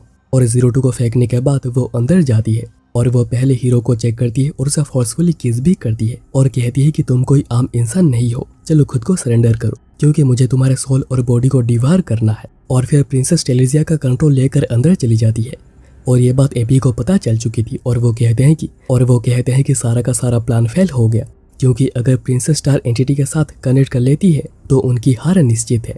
पर पापा कहते हैं कि चिंता मत करो, मैंने पहले ही तैयारी करके रखी है। दूसरी ओर हाजी और डॉक्टर फ्रैंक्स चीजों को देख रहे होते हैं। डॉक्टर फ्रैंक्स कहते हैं कि उन्होंने सोचा ही नहीं था कि प्रिंसेस एक ह्यूमन से कनेक्ट कर पाएगी और इस तरह वो फिर से सब कुछ डिवोर कर लेगी। यहाँ पर हीरो प्रिंसेस से पूछ रहा था कि तुम स्टेलिजिया को पायलट कैसे कर सकती हो। प्रिंसेस कहती है कि क्यों ये हम में से ही एक है, और तभी वो एक हाई फ्रीक्वेंसी साउंड रिलीज करती है और सभी लोगों को बताने लगती है कि बेवकूफ इंसान जो हमारे प्लैनेट को तबाह करना चाहते हैं, तुम उन्हीं लोगों का साथ दे रहे हो। डॉक्टर फ्रैंक्स यहाँ पर कह रहे होते हैं कि मैंने क्लाक्सोसॉर को स्टडी करते हुए एक चीज को नोटिस करी थी। एक पॉइंट ऑफ टाइम में वो दो हिस्सों में अलग होते हैं, एक अर्थ के अंदर जाकर एनर्जी बन जाती है। एपी तभी प्रिंसेस को कहती है कि माग्मा एनर्जी अर्थ का एक जरूरी रिसोर्स है जिसका यूज करने से ह्यूमैनिटी बच पाई है। प्रिंसेस कहती है कि इतना कुछ होने के बाद भी तुम ऐसा कह रहे हो और इस बार तुम मेरे बच्चे को चुराना चाहते हो, ऐसा मैं कभी होने ही नहीं दे सकती। डॉक्टर फ्रैंक्स आगे बताते हैं कि उनका जो दूसरा हिस्सा है वो आगे चलकर क्लाक्सोसॉर बनता है, जो क्लाक्सोसैपियंस का एक बायो वेपन है। उन्हें एक मेल और फीमेल चाहिए होती है। फीमेल की सोल बॉडी से कनेक्ट होती है और मेल कोर का कंट्रोल लेता है। और डॉक्टर फ्रैंक्स ने क्लाक्सोसॉर्स को देखकर ही फ्रैंक्स को क्रिएट किया था, मतलब कि फ्रैंक्स भी एक तरह से क्लाक्सोसॉर्स ही हैं जिन्हें कि बस ह्यूमन कंट्रोल कर सकते हैं। ये बात जानकर सभी लोग बहुत डिस्टर्ब हो गए थे और इस प्लानिंग में भी क्लाक्सोसॉर्स को ही अंदर से बाहर निकाला जा रहा था, जिनसे कि फ्रैंक्स का बेस बनता है। यहाँ पर अब प्रिंसेस हीरो के साथ कोर तक पहुंच चुकी थी और वो हीरो को चलकर बच्चे को जागृत करने को कहती है। और जैसे ही इम्प्लांटिंग प्रोसेस शुरू होता है, एपी कहते हैं कि अभी और कुछ नहीं हो सकता है। स्पेस में एज ए सोल्जर ले जाना चाह रहे थे, पर अगर वो लेकर नहीं जा सकते हैं तो उन्हें इस प्लैनेट को ही डिस्ट्रॉय कर देना पड़ेगा। तब बैटलफील्ड में क्लाक्सोसॉर्स जैसे दिखने वाले वेपन्स अंदर से बाहर निकलते हैं और वो स्पेस में एक एक करके फायर करने लग जाते हैं। पीछे तब स्टार एंटिटी भी जाग चुका था और डॉक्टर फ्रैंक्स ये देखकर बहुत ही खुश हो रहे थे, पर वो और भी ज्यादा खुश होते अगर वो इसे पायलट कर पाते। पर अब और कोई फर्क नहीं पड़ता है। तब स्पेस में से अर्थ पर हमला किया जाने लगता है, जिनको कि क्लाक्सोसॉर्स के वेपन्स रोक रहे होते हैं। प्रिंसेस कहती है कि बहुत समय पहले स्पेस के आक्रांताओं ने अटैक किया था, पर क्लाक्सोसैपियंस ने तभी फाइट करी थी और वो उन्हें भगाने में कामयाब रहे थे, जिसके बाद वो अंडरग्राउंड हो गए और तैयार होकर उनके वापस आने का इंतजार करने लगे। और इन एंटिटी का नाम है वर्म और वो अपने प्लैनेट अर्थ को इस वर्म से फिर से बचाएंगे। आगे वो कहती हैं कि तुम हमारे प्लैनेट का कुछ भी कर नहीं सकते हो। तब पापा स्टार एंटिटी के ऊपर किसी तरीके का एक अटैक करते हैं, जिससे कि प्रिंसेस पूरी ही अकड़ गई थी स्टार एंटिटी के साथ। पापा फिर कहने लगते हैं कि यही वर्म चाहता है। स्टार एंटिटी यूनिवर्स के पीस के लिए खतरा है, इसलिए वो स्टार एंटिटी का कंट्रोल लेकर उसे डिस्ट्रॉय करना चाह रहे थे। पर उन्होंने ऐसा प्रोग्राम भी बना दिया था कि अगर इस पर कंट्रोल प्रिंसेस का हो जाता है तो ये खुद ही पूरा अकड़ जाएगा और डिस्ट्रॉय हो जाएगा। और अभी यही है एपी का असली चेहरा। वो कहता है कि अभी इस प्लैनेट को तबाह करना ही पड़ेगा और इसी के साथ स्टार एंटिटी पूरा ही कवर हो जाता है। और ये देखकर डॉक्टर फ्रैंक्स पूरे टूट गए थे, क्योंकि उन्हें इसके बारे में कुछ पहले से पता ही नहीं था और उन्होंने कभी सोचा नहीं था कि ऐसा भी कुछ होगा। एपी इसके बाद कहती है कि यहाँ के सारे लाइफ्स को कंज्यूम करने के बाद वो उन्हें पैराडाइज ले चलेंगे। दूसरी ओर 02 जिसकी कंडीशन बहुत ही खराब थी कह रही होती है कि मैं डार्लिंग को बचाकर रहूंगी चाहे कुछ भी क्यों ना हो जाए। यहाँ हेडक्वार्टर में हमें पता चलता है कि विर्म एक बॉडीलेस लाइफ फॉर्म है और वो अभी इंसानों के भी सोल को निकालकर उन्हें बॉडी फ्री करना चाहते हैं। और पहले वो ये काम एपी के 3 ह्यूमन साइंटिस्ट के साथ करते हैं और फिर बाकी एडल्ट्स के साथ भी। यहाँ पर प्रिंसेस अभी स्ट्रगल कर रही होती है जैसे कि पहले 02 किया करती थी। इसलिए हीरो प्रिंसेस से कनेक्ट करने की कोशिश करता है और उसे एक गैलेक्सी दिखती है और उस समय पर अर्थ भी एग्जिस्ट नहीं करता था। उसके बाद बैटल फील्ड में क्लैक्सोसॉर्स और विर्म्स के बीच में फाइट हो रही होती है और फ्रैंक समझ नहीं पा रहे थे कि आखिर वो किसके ओर से फाइट करेंगे। यहाँ पर डॉक्टर फ्रैंक से बता रहे होते हैं कि हीरो के कनेक्ट होने से एक्सप्लोजन कुछ समय के लिए रुक गया है और वो समय 72 मिनट। 02 कहती है तो डार्लिंग ने हमें बचाने के लिए इतना समय दिया है। बैटल फील्ड में स्क्वाड 13 बात कर रही होती है कि अभी उन्हें ऊपर से शायद ही कोई ऑर्डर मिलेगा, इसलिए अभी उन्हें खुद ही सोचना होगा कि उन्हें क्या करना है। और वो डिसाइड करते हैं कि वो स्टार एंटिटी के अंदर ही जाएंगे क्योंकि विर्म ने कहा था कि ये ब्लास्ट हो जाएगा और पूरी प्लानेट ही तबाह हो जाएगी। और अभी अंदर हीरो और 02 फंसे हुए हैं और अभी हीरो निकलने की पूरी कोशिश करे जा रहा था, पर प्रिंसेस कहती है कि इसका कोई फायदा नहीं होगा, मैं पकड़ी गई हूँ और हम लोग हार चुके हैं। हीरो तब पूछता है कि आखिर ये विर्म है क्या और ये लोग कहाँ से आए हैं। उसने प्रिंसेस के दिमाग में एक अनबिलीवेबल अमाउंट ऑफ टाइम को देखा है। 02 यहाँ पर डॉक्टर फ्रैंक से पूछती है कि प्रिंसेस ने उसे एक फेक कहा, आखिर इसका मतलब क्या है। डॉक्टर फ्रैंक से बताते हैं कि 02 प्रिंसेस की एक क्लोन है। प्रिंसेस फिर कहानी को शुरू करती है और कहती है कि 60 मिलियन ईयर्स पहले उनकी सिविलाइजेशन अर्थ के ऊपर ही रहा करती थी और ये अभी के सिविलाइजेशन से भी बहुत ही ज्यादा एडवांस हुआ करती थी। पर फिर एक दिन विर्म अपीयर हुए और वो एक ग्रुप ऑफ माइंड है जिनकी कोई भी फिजिकल बॉडी नहीं है और वो चाहते थे कि उन्हें अपने साथ ज्वाइन करना, पर क्लाक्सोस के मना करने पर एक सेंचुरी लॉन्ग वॉर शुरू हो गई। अब क्लाक्सोसेपियंस ने खुद को एक इमोर्टल वेपन क्लाक्सोसॉर्स में बदल दिया और विर्म्स को यहाँ से भगाने में कामयाब रहे, पर इवॉल्व होने के चक्कर में उनकी रिप्रोडक्शन की क्षमता पूरी खत्म हो गई थी। पर चीजें यहीं पर ही नहीं थमी क्योंकि विर्म के पास कोई भी फिजिकल फॉर्म नहीं है। वो दूसरे प्लैनेट्स को डिस्ट्रॉय करते रहे और उनके वेपन्स को अपने में जोड़ते गए। इसलिए ये तो पता था कि विर्म दोबारा हमला करेंगे ही, इसलिए वो सभी अंडरग्राउंड हो गए और तैयारी करने में लग गए। जो कमजोर क्लाक्सोस थे उन्होंने खुद को एनर्जी में कन्वर्ट कर लिया और जो ताकतवर थे वो मिलकर क्लाक्सोसॉर्स बन गए और इसी तरह स्टार एंटिटी भी क्रिएट हुआ जिसमें कि बहुत से क्लाक्सोसेपियंस मिले हुए हैं और इसे एक क्लाक्सो ही ऑपरेट कर सकता है। डॉक्टर फ्रैंक्स बताते हैं कि प्रिंसेस अभी तक इसी वजह से जी रही थी और 02 को इसलिए क्रिएट किया गया था ताकि वो इंसानों की तरफ से स्टार एंटिटी को ऑपरेट करे। प्रिंसेस तब हीरो को बताती है कि उसे पहले से ही पता था कि वो ये जीत नहीं सकते हैं, पर वो जितनों को हो सके उतनों को ही डाउन करना चाह रही थी। पर अभी और कुछ नहीं हो सकता है, सब कुछ खत्म हो चुका है और वो वॉर हार गए। पर हीरो अभी तक हार मानने को तैयार नहीं था। डॉक्टर फ्रैंक्स आगे बताते हैं कि 02 की तरह उन्होंने और भी क्लोन्स को तैयार किया था, पर उनमें से कोई भी सर्वाइव नहीं कर पाया। इसलिए उन्होंने 02 के मदद के लिए 02 में से ही कुछ क्लोन्स को तैयार किया और वही नाइन्स हैं। अभी बैटलफील्ड में स्क्वाड 13 को अपने पोस्ट से हिलता हुआ देख नाइन्स कहते हैं कि आखिर तुम लोग यहाँ पर क्या कर रहे हो, क्योंकि पापा ने तो कोई ऑर्डर नहीं दिया है। इचिको कहती है कि अभी उन्हें खुद सोचकर फैसले लेने होंगे, पर नाइन्स का ऐसा मानना नहीं था और वो क्लाक्सोसॉर्स को मारना जारी रखते हैं। पर स्क्वाड 13 स्टार एंटिटी की तरफ ही आगे बढ़ती है। तब विर्म्स नाइन्स के सामने ही उनके कुछ मेंबर्स को फाड़ कर खा जाते हैं, जो देखकर वो इतना ज्यादा गुस्सा हो जाते हैं कि उनके सामने जो भी आता है वो उसे कुचलकर मार देते हैं। पर अभी आधे घंटे से भी कम का समय बचा हुआ था। 02 कहती है कि उसे हीरो को बचाने जाना ही पड़ेगा, हीरो इंतजार कर रहा होगा। डॉक्टर फ्रैंक्स कहते हैं कि जाकर कोई फायदा नहीं होगा क्योंकि स्टार एंटिटी विर्म के ट्रैप में फंस चुका है। पर 02 कहती है फर्क नहीं पड़ता है क्योंकि उन दोनों ने प्रॉमिस किया था कि वो हमेशा ही एक साथ रहेंगे। अगर वो एक दूसरे से अलग हो जाते हैं तो वो किसी भी हाल में एक दूसरे के पास पहुंच कर ही रहेंगे, तो उसे तो अभी जाना ही पड़ेगा। पर क्योंकि मैंडोर बस प्रिंसेस के लिए खुलती है, डॉक्टर फ्रैंक्स कहते हैं कि वो भी जाएंगे। तब स्क्वाड 13 एंटर करती है मदद के लिए और अभी 18 मिनट बचे हुए थे, इसलिए स्क्वाड 13 अंदर जाने लगते हैं 02 और डॉक्टर फ्रैंक्स को लेकर। डॉक्टर फ्रैंक्स कहते हैं कि हीरो विर्म के लिए एक अननोन चीज है, तो हो सकता है कि 02 हीरो और प्रिंसेस मिलकर एक मिराकल कर सके, पर इसके चांसेस ना के बराबर है। इतने में 2 विर्म उनके पीछे आने लगते हैं और आगे का रास्ता बंद था। तब इकुन अपने फुल फोर्स का यूज करती है और आगे जाने के लिए रास्ते को खोल देती है, पर वो इतनी ज्यादा एनर्जी लगा चुकी थी कि उसके बाल सफेद हो गए थे और अभी वो फ्रैंक्स को भी एनर्जी नहीं दे पा रही थी। इसलिए उसे बचाने और विर्म्स को रोकने जेनिस्टा और अर्जेंटिया पीछे ही रुकते हैं और डेल्फिनियम दोनों के साथ आगे बढ़ती है। दूसरी ओर हीरो की कंडीशन बहुत ही ज्यादा बिगड़ चुकी थी, पर वो अभी भी हार मानने को तैयार ही नहीं था। प्रिंसेस पूछती है कि आखिर ऐसा क्यों। हीरो बताता है कि 02 के साथ मिलने से पहले उसके लाइफ का बस एक ही पर्पस था, फाइट करना। पर अभी उसने जो वक्त 02 के साथ बिताया और सभी लोगों के साथ जो मजे के जो समय बिताया है, वो इन सबको ही प्रोटेक्ट करना चाह रहा है। और अगर वो अभी मारा जाता है तो सब कुछ खत्म हो जाएगा। और उसने प्रॉमिस भी किया था कि वो 02 के साथ ही हमेशा रहेगा। दूसरी ओर रिंग हॉर्नी जिसको कि तैयार किया जा रहा था, उसे भी विर्म अपने साथ ही ले लेता है। यहाँ पर 2 विर्म उनके पीछे आ रहे होते हैं, इसलिए इचिगो उन्हें डोर के पास छोड़कर 2 विर्म्स को लेकर नीचे कूद जाती है, जिनके गिरने तक का साउंड नहीं आता। पर अभी उन्हें यह ना सोचकर आगे बढ़ना पड़ेगा। डॉक्टर फ्रैंक्स जिन्होंने अपने बाएं हाथ में प्रिंसेस के सेल्स रखी थी, वो अपना बायां हाथ दे देते हैं, जिससे कि डोर ओपन हो जाती है और वो 02 को जाने को कहते हैं। उनकी ये छोटी सी प्रायश्चित है। उन्हें पता है उन्होंने जो कुछ भी किया है 02 कभी उन्हें माफ नहीं करेगी और वो ऐसा कुछ डिजर्व भी करते हैं। तब स्नैक टाइप का क्लाक्सोसर वहां पर आता है और 02 को उसी के साथ आने को कहने लगता है। और जाने से पहले 02 डॉक्टर फ्रैंक से पूछती है कि क्या डॉक्टर उसे प्लांटेशन 13 हीरो के साथ ही रियूनाइट करने के लिए लाए थे। डॉक्टर फ्रैंक्स कहते हैं कि जैसा हुआ वैसा प्लान तो नहीं था, पर कह सकते हो कि एक साइंटिस्ट की फैंटेसी थी। और जाने से पहले 02 उन्हें शुक्रिया कहती है उसे बनाने के लिए, क्योंकि इसी वजह से वो अपने डार्लिंग हीरो से मिल पाई। डॉक्टर फ्रैंक सोच रहे होते हैं कि आखिर ये कब से इतनी इंसान बन गई है। इसके बाद क्लाक्सोसर 02 को स्टार एंटिटी के पास पहुंचा देता है, पर इसमें क्लाक्सोसर पूरा ही डिस्ट्रॉय हो गया था। 02 फिर स्टेलेरिया के अंदर एंटर करती है, जहां पर कि हीरो बेहोश पड़ा था। 02 कह रही थी कि मैं तुम्हें लेने आई हूँ, और वो जगाने लगते हीरो को, पर हीरो जाग नहीं रहा था और 02 ये देखकर रो रही थी।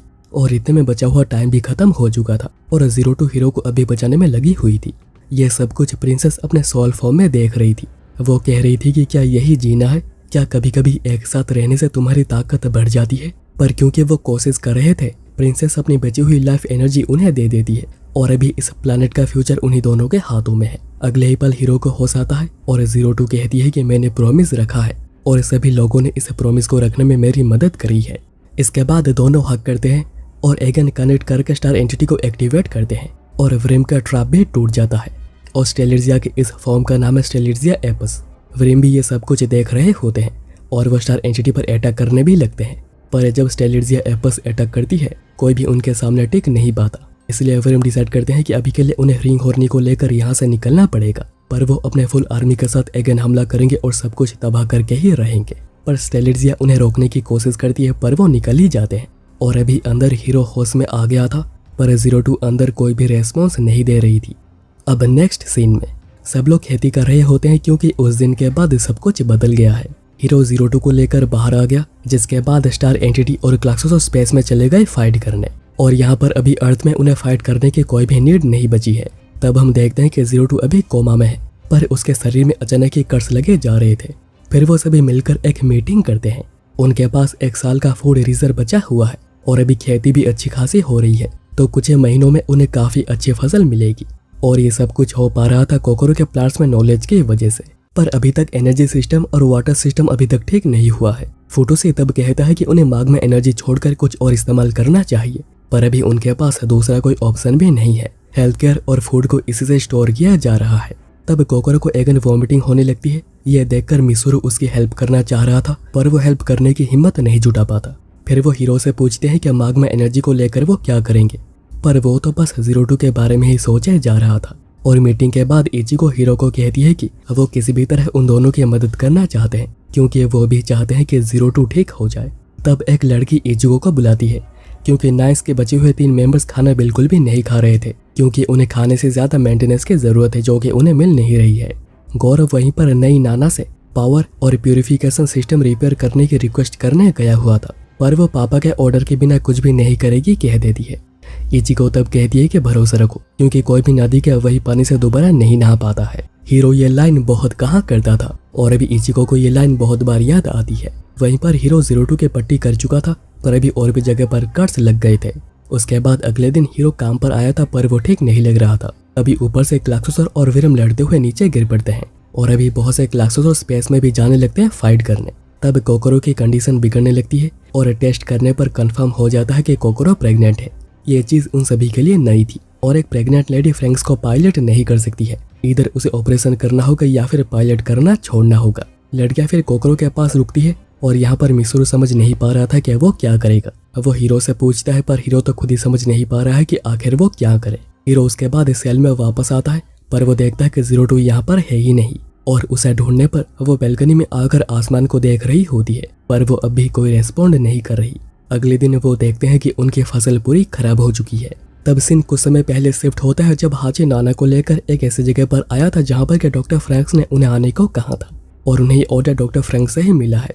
वो देखते हैं कि यहाँ पर सभी एडल्ट्स के मेमोरी को कॉपी करके सेव करके रखा गया है। फिर वो आगे चलते हैं और देखते हैं कि जिन बच्चों को गायब किया गया था वो सभी यहाँ पर मौजूद हैं। और हाचे बताता है कि डॉक्टर फ्रैंक्स के डेथ के बाद उसे ये ऑटोमेटेड मेल मिली थी जहाँ पर यही लोकेशन था और उन्होंने कहा था कि नाना को लेकर यहाँ पर आना और अभी तुम दोनों को ही बच्चों का न्यू एडल्ट बनना पड़ेगा।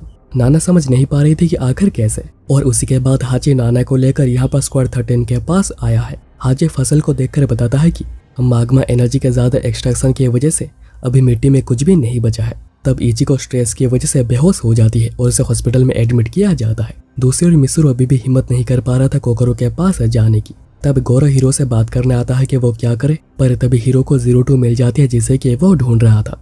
हीरो 02 को अंदर चलने को कह रहा था क्योंकि बाहर बारिश हो रही थी और तभी बिजली भी कड़कती है और 02 के शरीर में बहुत सारे कर्ज भी लग जाते हैं। हीरो बिल्कुल भी समझ नहीं पा रहा था कि आखिर ऐसा क्यों हो रहा है। हीरो उसके बाद सेल में वापस आकर पिक्चर बुक को देखने लगता है जिसका आखिरी पन्ना खाली था। उसके पहले वाले पन्ने में प्रिंसेस एक पंछी बनकर उड़ जाती है और वो दोनों हमेशा हमेशा के लिए अलग हो जाते हैं। और हीरो अभी समझ पाता है कि आखिर 02 ने क्यों इस पन्ने को खाली छोड़ा था। हीरो ये जानकर रोने लगता है, पर तभी दोनों के सिंग टकराने की वजह से वो देख पाता है कि 02 का माइंड यहाँ पर नहीं बल्कि स्पेस में है जो कि अभी फाइट कर रही है व्रिम से। दूसरी ओर हाची और गौरव को प्लांटेशन 13 दिखती है जो कि अभी तक बची हुई थी और वहाँ पर खेती की जा सकती है। गौरव ये खुशखबरी सभी लोगों को बताता है और सभी लोग खुश भी हो गए थे। तब हीरो आकर उन्हें अपना फैसला बताता है कि वो स्पेस जा रहा है फाइट करने, क्योंकि 02 का माइंड स्पेस में है और वो वहीं पर फाइट कर रही है अभी भी।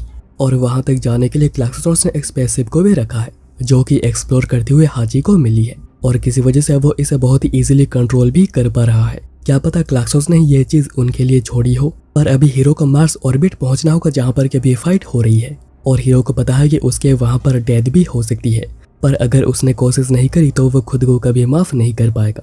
तब गौरव आकर उसे कहने लगता है कि तुम्हें पता भी सभी लोगों को तुम्हारी कितनी ज्यादा चिंता है, तुम तो बस ये कहकर जा रहे हो, पर उन लोगों का क्या? तुमने कभी सोचा? तुम हमेशा ही खुद के बारे में सोचते रहते हो। हीरो कहता है कि मुझे माफ कर दो, पर मेरी बातों को समझो, मुझे जाना पड़ेगा। 02 ने अपने प्रॉमिस को रखा था और बहुत समझाने के बाद भी हीरो नहीं मानता और कहता है कि अगर मैं 02 के स्माइल नहीं देख पाता हूँ तो मैं खुद को मरा हुआ ही कंसिडर करूंगा। और इन्हीं बातों से गुस्सा होकर गौरव उसे एक पंच मारता है। उसी रात इचिको गौरव को शुक्रिया कहने जाती है कि उसने सभी लोगों के बात हीरो के सामने रखी, पर गौरव कहता है कि मैं सबकी नहीं बल्कि मेरी बात कर रहा था। वहीं पर नाना एक लड़की को सहारा देने खुद अपने पैरों में भी खड़े होने में कामयाब रहती है।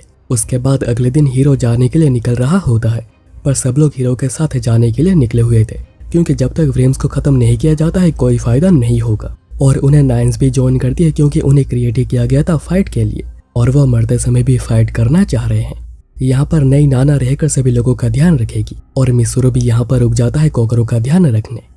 फिर वो सभी लोग और क्लाक्सोस एक ही साथ निकलते हैं स्पेस के लिए। कोकरो यहाँ पर पूछ रही थी कि तुम रुक क्यों गए, तुम अगर जाना चाहते तो तुम्हें एक पार्टनर मिल सकता था, पर मिसुरो कहता है कि मैं यहाँ पर रहना चाहता हूँ क्योंकि मेरी यहाँ पर रिस्पॉन्सिबिलिटी है। अभी स्पेस में स्क्वाड 13 अपने फ्रैंक्स के साथ आई हुई थी और उन्हें यहाँ पर थोड़े चेंजेस के बाद फ्लाई करने में बहुत ही मजा भी आ रहा था। और हीरो इस बार 9 बीटा के साथ राइड कर रहा है क्योंकि 9 बहुत पिस्टल और स्टेमन बन सकते हैं। उसके बाद उन्हें शिप के अंदर आने को कहा जाता है क्योंकि उन्हें बहुत ही जल्द मार्स ऑर्बिट तक पहुंचना पड़ेगा। अभी अर्थ पर कोकोरो 02 का ध्यान रख रही होती है, जो कर्स लग रहे थे वो उन पर पट्टी कर रही थी। स्पेस में जब हाची कंट्रोल्स को चेक कर रहा था तो उन्हें मार्स ऑर्बिट तक जाने का रास्ता पहले से इंटीग्रेटेड दिखता है। नाना कहती है कि वो बच्चों को और अभी हट होता हुआ देखना नहीं जा रही, पर यह बहुत ही अजीब है क्योंकि वो बचपन से उन्हें एक टूल की तरह देखती हुई आई थी। हाची तब कहता है कि ये बच्चों की आखिरी बैटल है तो उन्हें अपने लाइफ में आगे नाना जैसी कोई चाहिए होगी। यहाँ पर गौरव और इचिको हीरो से बात करने के लिए आते हैं और गौरव बेसिकली उसे पीटने के लिए सॉरी कहने के लिए आया था। तब अलर्ट जारी हो जाता है क्योंकि उनके सामने व्रेम्स का एक आर्मी खड़ी थी जो कि उन्हें एपस के पास जाने से रोकना चाह रही थी। इसलिए फ्रैंक्स निकलते हैं व्रेम्स को खत्म करने ताकि एपस के पास जाने का एक रास्ता बनाया जा सके। गौरव हीरो को कहता है कि डायरेक्ट ही एपस के पास जाओ, फाइट बिल्कुल भी मत करो, और वो ठीक ऐसा ही करते हैं जिसमें कि उनकी मदद नाइन्स के बचे हुए 2 मेंबर्स भी करते हैं। पर तभी उनका रास्ता रोकने विरम से मिलकर एक शील्ड बना लेते हैं। इचिको हीरो से कहती है कि फुल फोर्स से आगे बढ़ो, हम तुम्हारे लिए रास्ता निकालते हैं। और जोरोमे और मीकू की मदद की वजह से वो एपस के पास बहुत ही इजीली पहुंच जाते हैं। पर तभी एक बहुत बड़ा विरम उनके ऊपर हमला करने लगता है, जिससे फाइट करके भी वो कुछ भी कर नहीं पा रही थी क्योंकि वो कुछ ज्यादा ही बड़ा है। इसीलिए 9 बीटा कहता है कि अभी समय आ चुका है और वो हीरो को एपस के अंदर भेज देता है और कहता है कि तुम लोगों से मिलकर मैं थोड़ा तो इंसान बन सका हूँ और योटा को मेरा हेलो कहना। जिसके बाद वो खुद को सेल्फ डिस्ट्रक्ट करके उस बड़े से विरम को मार देता है। हीरो उसके बाद 02 के पास पहुंचता है और यहाँ पर 02 चलते हुए गिर पड़ती है और उस पर बहुत सारे कट्स लग रहे थे और वो अपना एक हाथ स्पेस की ओर बढ़ाती है। तब हीरो के सामने कुछ तार जैसे कनेक्टर्स निकलते हैं। हीरो कहता है कि क्या तुम 02 हो? अगर हो तो मुझसे कनेक्ट करो। और इसी के साथ वो कनेक्ट कर पाता है और उसे 02 पिक्चर बुक के फॉर्म में दिखती है, जो कह रही थी कि दूर रहो, तुम यहाँ पर आखिर क्यों आ गए? हीरो पूछता है कि तुम्हें लेने, पर तुम यहाँ पर क्यों आई? तो 02 कहती है कि मैं चाहती हूँ कि तुम एक इंसान बने रहो। पर हीरो कहता है कि मैं तो बस तुम्हारे साथ ही रहना चाहता हूँ। पर 02 कहती है कि ऐसा नहीं हो सकता है। और तब एपस और स्पेसी पर विम्स एक साथ ही हमला करने लग जाते हैं। नाइन्स के जो 2 मेंबर बचे हुए थे वो भी अपने फुल फोर्स का यूज करके फाइट करे जा रहे और यहाँ पर स्पेसी पर विम्स के हमले की वजह से हाची और नाना दोनों यहाँ से निकल रहे होते हैं। पर तभी हाची नाना को बचाने के चक्कर में इंजर्ड हो जाता है और वो नाना को आगे निकलने को कहता है क्योंकि बच्चों को उसकी जरूरत है। पर नाना कहती है कि बच्चों को तुम्हारी भी जरूरत है और वो हाची को लेकर ही आगे बढ़ती है और वो दोनों एक छोटे से शिप में आ जाते हैं और वो देखते हैं कि बड़े से शिप में एक बहुत ही बड़ा बॉम्ब रखा हुआ है। विरम वहां आता है और कहता है इस बैटल का कोई भी फायदा नहीं है क्योंकि आखिर में सभी लाइफ फॉर्म का हमें ही आकर सम्मिलित होना है। वहाँ पर कोई भी भेदभाव नहीं होता है और वहाँ पर सभी लोग अमन और शांति से रहते हैं, इसलिए बैटल के बदले उन्हें मिल जाना चाहिए। हाची कहता है कि यह बातें एडल्ट्स को मनाने के लिए बहुत ही अच्छी है पर बच्चों के लिए नहीं। और अभी अर्थ पर बहुत ही तेज बारिश हो रही थी और बिजली भी कड़क रही थी, पर कोकोरो 02 को छोड़कर बिल्कुल भी जाना नहीं चाहती है। मिसरू कहता है कि अभी तुम्हारे बॉडी के लिए ठीक नहीं है, पर कोकोरो कहती है कि वो अभी एक पैरासाइट नहीं रही तो अब वो एटलीस्ट ये तो कर सकती है। इसलिए मिसरू कहता है कि तो फिर मैं भी यहाँ पर रहूंगा। पर कोकोरो कहती है मैंने पहले ही तुम्हें कहा था कि तुम्हें मेरे लिए रेस्पॉन्सिबल होने की जरूरत नहीं, मैं कभी तुम्हें इसके लिए ब्लेम नहीं करूंगी। तब मिसरू कहता है कि उसे अभी अपने जीने का रीजन मिल चुका है, अब वो कमजोर है पर वो कोकोरो और बेबी को प्रोटेक्ट करना चाहता है और उसे पता है कि अगर वो कोकोरो के साथ रहेगा तो वो कुछ भी अचीव कर सकता है। फिर वो रिंग को निकालता है, जो देख कोकोरो कहती है तुम्हारे पास अभी ये क्यों है और तुम मेरा नाम बार बार क्यों ले रहे हो जबकि मेरा नाम लेने से तुम्हें इतना ज्यादा दर्द होता है। मिसरू कहता है कि हमें याद नहीं है कि हमारे बीच में पास्ट में क्या हुआ था, पर मैं फिर भी तुम्हारे साथ ही रहना चाहता हूँ। और कोकोरो भी यही बात कहती है। दूसरी ओर 02 कहती है कि वो एक मॉन्स्टर है, पर वो चाहती है कि हीरो एक इंसान की जिंदगी जिए और वो यहाँ पर अकेले बिल्कुल ठीक है। हीरो कहता है अगर ठीक हो तो फिर तुमने आखिरी पन्ने को खाली क्यों छोड़ा है, हमें एक ही साथ मिलकर रहना है और हम लोग मिलकर एंडिंग को बदल कर रहेंगे। तब अर्थ पर 02 की जो बॉडी थी वो पत्थर में बदल जाती है और वो यहाँ पर स्पेस में मैनिफेस्ट होती है और वो डायरेक्ट ही एपस का पार्ट बनती है जिसके दिल में अभी हीरो है। फिर वो पावरफुल 2 हमले करती है जिससे कि सारे विम्स आसपास के खत्म हो जाते हैं और यहाँ पर अभी और कोई विम्स नहीं बचा है। पर तब उनके सामने 2 सैटेलाइट निकलते हैं और एक गेट ओपन हो जाती है। 02 बताती है कि ये एक वॉर्प गेट है जिसे क्लाक्सोसेपियंस ने बहुत समय पहले बनाई थी। हीरो कहता है कि वो इस गेट के थ्रू जाएंगे और इस सोलर सिस्टम को एग्जिट कर देंगे। पर जोरोमे कहता है अब ये क्या है, क्योंकि बैटल तो अभी यहाँ पर खत्म हो चुकी है, तो क्या तुम दोनों वापस अभी नहीं आ सकते हो। हीरो कहता है कि ये गेट और एपस दोनों ही कनेक्टेड है, इसे ना ही वो और ना ही 02 रोक सकते हैं और क्योंकि दोनों एपस के साथ कनेक्ट हो चुके हैं उन्हें जाना ही पड़ेगा। इचिको पूछती है पर उन्हें जाना क्यों है। 02 कहती है कि इस बैटल को खत्म करने और वह शिप में लगे बॉम्ब को भी ले लेती है। सब कहने लगते हैं कि हम लोग भी जाएंगे क्योंकि गेट पार करने पर जो प्रेशर बनेगा इसको बस एपस ही संभाल सकती है। फिर वो कहते हैं कि तुम दोनों को वापस आना ही पड़ेगा चाहे कुछ भी क्यों ना हो जाए। पर 02 और हीरो दोनों ही चुप रहते हैं, पर वो कहते हैं कि तुम लोगों को वापस आना पड़ेगा चाहे कितना ही समय क्यों ना लग जाए, क्योंकि स्क्वाड 13 तुम दोनों के बिना बिल्कुल अधूरा है। हम लोग तुम दोनों का एक घर बनाकर इंतजार करेंगे। 02 कहती है कि मैं प्रॉमिस करती हूँ मैं डार्लिंग को लेकर वापस आऊंगी। इसके बाद नेक्स्ट सीन में उन्हें गेट से निकले हुए 70 दिन हो चुके हैं। हीरो कह रहा था कि इतने दिन हो चुके हैं पर ना ही मुझे भूख लग रही है और ना ही मुझे नींद आ रही है, क्या मैं सच में एक पूरा ही क्लाक्सोर बनते जा रहा हूँ। 02 कहती है कि क्या तुम्हें डर लग रहा है, मुझे ऐसा लग रहा है जैसे मैं तुम्हारे साथ एक हो रहा हूँ और यह फीलिंग सच में बहुत ही ज्यादा अच्छा है। तब विम्स की एक फ्लीट आगे आ जाती है जिसे कि दोनों मिलकर मारने में कामयाब रहते हैं। और अभी अर्थ पर कोकरो की केयर बहुत ही अच्छे से की जा रही थी, क्योंकि यह चीज़ सभी लोगों के लिए बिल्कुल नई है। और नई नाना कहती है कि कोकरो फर्स्ट मदर की एक एग्जाम्पल बनेगी। दूसरी ओर वो सभी लोग प्लांटेशन 13 के जगह को एक्सप्लोर कर रहे थे जहाँ पर की खेती की जा सकती है। वहीं पर इकुनो बहुत से फाइल्स लेकर आती है क्योंकि उसे कुछ जरूरी काम करने हैं। वहीं पर मिसुरो भी कोकरो की बहुत ही ज्यादा केयर कर रहा था, जैसे कि फुटोशी और जोरो में सभी लोग कोकरो के साथ खड़े हैं और उसे सपोर्ट कर रहे हैं। गोरो और इचिको फिर बात कर रहे होते हैं कि क्या वो दोनों अभी फाइट कर रहे होंगे। इचिको तो चाहती है कि अगर वो उन दोनों के लिए और कुछ कर पाती। यहाँ पर तो बातों के बीच बीच में उन्हें विम्स के साथ फाइट करना पड़ रहा था। फिर 245 डेज के बाद कोकरो की डिलीवरी होती है और अपने बेबी को देख मिसुरो खुशी के मारे रो रहा था और उसे सभी लोग कॉन्ग्रेचुलेट करते हैं। फिर कुछ दिनों बाद जिन बच्चों को गायब किया गया था उन्हें उनके मेमोरी के साथ रिलीज कर दिया जाता है और ऐसे ही उन सभी लोगों की जिंदगी आगे बढ़ती रहती है। सभी लोग अपना अपना काम पे ध्यान दे रहे होते हैं। फिर एक दिन गोरो ट्रैवलिंग के लिए निकलता है ताकि अगर ऐसा कोई बच गया हो जिसे की हेल्प चाहिए तो वो हेल्प कर सके और वो आसपास के नई चीजों को भी एक्सप्लोर करेगा। और वो जाने से पहले सभी लोगों को सामने इचिको को किस भी करता है और बाय कहकर निकल पड़ता है। दिन ऐसे ही गुजरते रहते हैं और स्पेस में अब तक ज़ीरो और हीरो फाइट करते आ रहे हैं। इसके बाद सीन शिफ्ट होता है 2 साल बाद और अब हीरो को थोड़ा बहुत नींद आने लग गया है। एक्चुअली वो कमजोर होता जा रहा है जिस वजह से ऐसा हो रहा है। पर अभी इसी के साथ वो विम्स के प्लैनेट तक पहुंच गए थे। पर यहाँ पर रिंग हॉर्नी भी है और बहुत से विम्स भी, और अभी यहाँ पर जीतना बहुत ही ज्यादा मुश्किल है। पर 02 को भरोसा है कि वो हीरो के साथ मिलकर कुछ तो कर पाएगी। पर हीरो तो अभी बेहोश हो गया था। 02 उसे बार बार बुला रही थी पर कोई भी रेस्पॉन्स नहीं आता, जिसकी वजह से एपस पर जो हमले हो रहे थे उसे 02 रोक नहीं पा रही थी। हीरो ये सब अपने सबकॉन्शियस माइंड में देख रहा होता है, पर उसे ऐसा लग रहा था जैसे कि वो 02 से दूर जाता जा रहा है और अभी फ्रेम्स बॉम्ब को भी अपने साथ ले लेते हैं। और यहाँ पर हीरो सोच रहा था कि आखिर ये क्या हो रहा है, पर अभी आखिरी समय पर मैं उससे दूर हो रहा हूँ। 02 के ऊपर अब तक बहुत ही हमले बढ़ चुके थे और वो प्रे कर रही थी जैसे मेरे डार्लिंग को बचा लो।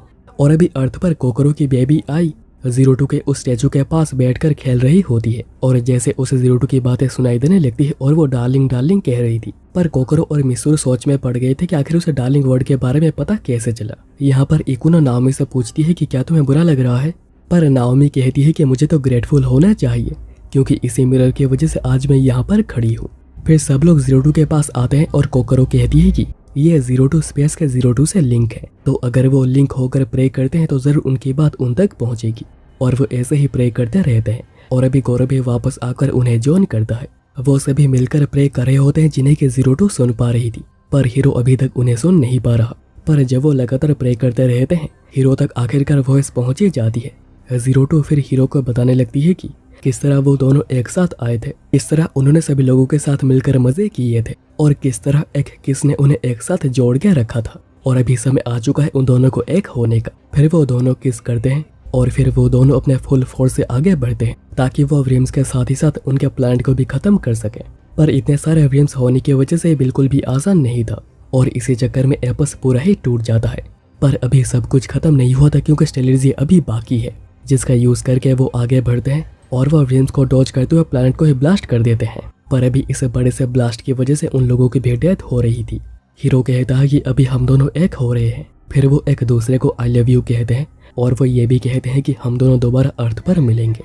और अभी इस ब्लास्ट के साथ सभी सोल्स पे रिलीज हो गई थी और वो वापस जा रही थी। पर क्योंकि विम्स सोल है वो तो मर नहीं सकते और वो कहते हैं कि तुम लोग दोबारा शरीर में कैद होने जा रहे हो जहाँ पर दुख और पीड़ा है। और वो ये भी कहते हैं कि वो लोग दोबारा तैयार होकर हमला करेंगे। और अभी इस ब्लास्ट की वजह से अर्थ का पूरा आसमान ही चमक रहा था और सभी लोग समझ गए थे कि बैटल जो है वो खत्म हो चुका है और अब बस उन्हें इंतजार है हीरो और 02 के वापस आने का। तब 02 की बॉडी जो पत्थर बन गई थी वो टूट जाती है और फिर लगातार 3 दिन ऐसे ही अर्थ पर ये लाइट पड़ती रहती है। और फिर उसके कुछ दिनों बाद क्लाक्सोस और स्पेस से वापस आ जाते हैं और अर्थ का एक हिस्सा बन जाते हैं। और फिर हाची सभी लोगों को बता देता है कि ऐसा हो सकता है कि हीरो और 02 ने मैनकाइंड को इस अर्थ को सौंप दिया है। इसके बाद सीन शिफ्ट होता है 8 साल बाद और अभी ह्यूमैनिटी बहुत ही अच्छे से फल फूल रही थी और अभी उन्होंने माग्मा एनर्जी को भी यूज करना बंद कर दिया है क्योंकि यह क्लाक्सोसोर्स और अर्थ के लिए बहुत ही जरूरी है। ऐसे ही दुनिया आगे बढ़ती है और वो मिलकर पिक्चर बुक को भी पूरा करते हैं, जिसके लास्ट में दोनों एक हो जाते हैं और वो एक ही साथ आसमान में उड़ जाते हैं और ये कहानी फ्यूचर जनरेशंस पढ़ते जाएंगे। फिर हम हाची और नाना को देखते हैं जिनकी एज बिल्कुल भी नहीं बढ़ी है क्योंकि वो लोग तो इमोर्टल हैं और भी उनका बस एक ही काम बाकी है, जैसे वो ह्यूमैनिटी को गाइड करते हुए आगे ले चले। पर हाची कहता है कि मेरे पास तो कोई इमोशन है नहीं, इसलिए यहाँ पर तुम्हारी बहुत ही ज्यादा जरूरत है, पर क्या मैं तुम्हारे साथ रहकर कभी बदल सकता हूँ? तब दो छोटे बच्चे वहाँ पर आते हैं और हाची उनके साथ ही खेलने चलता है और उसे पता ही नहीं है कि वो चेंज हो चुका है और अभी आगे चलकर वो और भी ज्यादा चेंज होगा। उसके बाद स्कूल सेरेमनी में जहाँ पर हम देखते हैं कि जोरोमे और मीकू अभी टीचर बन चुके हैं और वो दोनों अभी भी पहले की तरह झगड़ते रहते हैं। हम फिर मिसुरु और कोकोरो को देखते हैं, जिनके 3 बच्चे हैं और कोकोरो 4th एक्सपेक्ट कर रही है और उनका एक बच्चा हीरो और 02 का पिक्चर बुक पढ़ रहा था। और अभी इकुनो, उसके पास ज्यादा टाइम नहीं बचा है, पर इचिको अभी प्रेग्नेंट है। तब फुटो से वहाँ पर टेस्टी ब्रेड्स लेकर आता है और उसके भी 2 बच्चे हैं और एक एक्सपेक्टेड है। और वो सभी लोग बड़े इसलिए हो पाए क्योंकि इकुनो ने स्टडी करके एजिंग को रोकने से बंद कर दिया है और गोरो ने अभी तक ट्रैवलिंग को कंटिन्यू रखा है एक्सप्लोरिंग और मदद के लिए। पर प्रेगनेंसी के समय वो इचिको के साथ कुछ समय गुजारने के लिए रुक गया है। फिर वो सब उसी पेड़ के नीचे गैदर होते हैं जहाँ पर 02 स्टैचू बन गई थी और स्टैचू के टूटने के बाद वहाँ पर एक पेड़ उगाया था और ये वही पेड़ है। वो सभी हीरो और 02 को शुक्रिया कहते हैं क्योंकि उन्हीं दोनों की वजह से आज वो सब यहाँ पर खुशी से जिंदगी बिता पा रहे हैं। पर एक भी दिन ऐसा नहीं गया है जब उन्होंने हीरो और 02 को याद ना किया हो। और अभी लास्ट में उसी पेड़ के नीचे हीरो जैसे दिखने वाला एक लड़का बैठकर बुक पढ़ रहा था। तब एक लड़की भागते हुए गिर जाती है जो कि बिल्कुल 02 जैसे ही दिख रही थी और वो लड़का उसे हाथ देकर उठाता है और ये एनीमे यहीं पर खत्म हो जाती है। लगता है कि उनकी जो इच्छा थी वो फाइनली पूरी हो गई है क्योंकि वो दोनों दोबारा अर्थ पर मिलना चाह रहे थे और वह पूरा हो गया है और यहीं से एक नई शुरुआत होती है। दोस्तों, अगर ये वीडियो आप लोगों को पसंद आई हो तो वीडियो को लाइक और चैनल को सब्सक्राइब जरूर करना।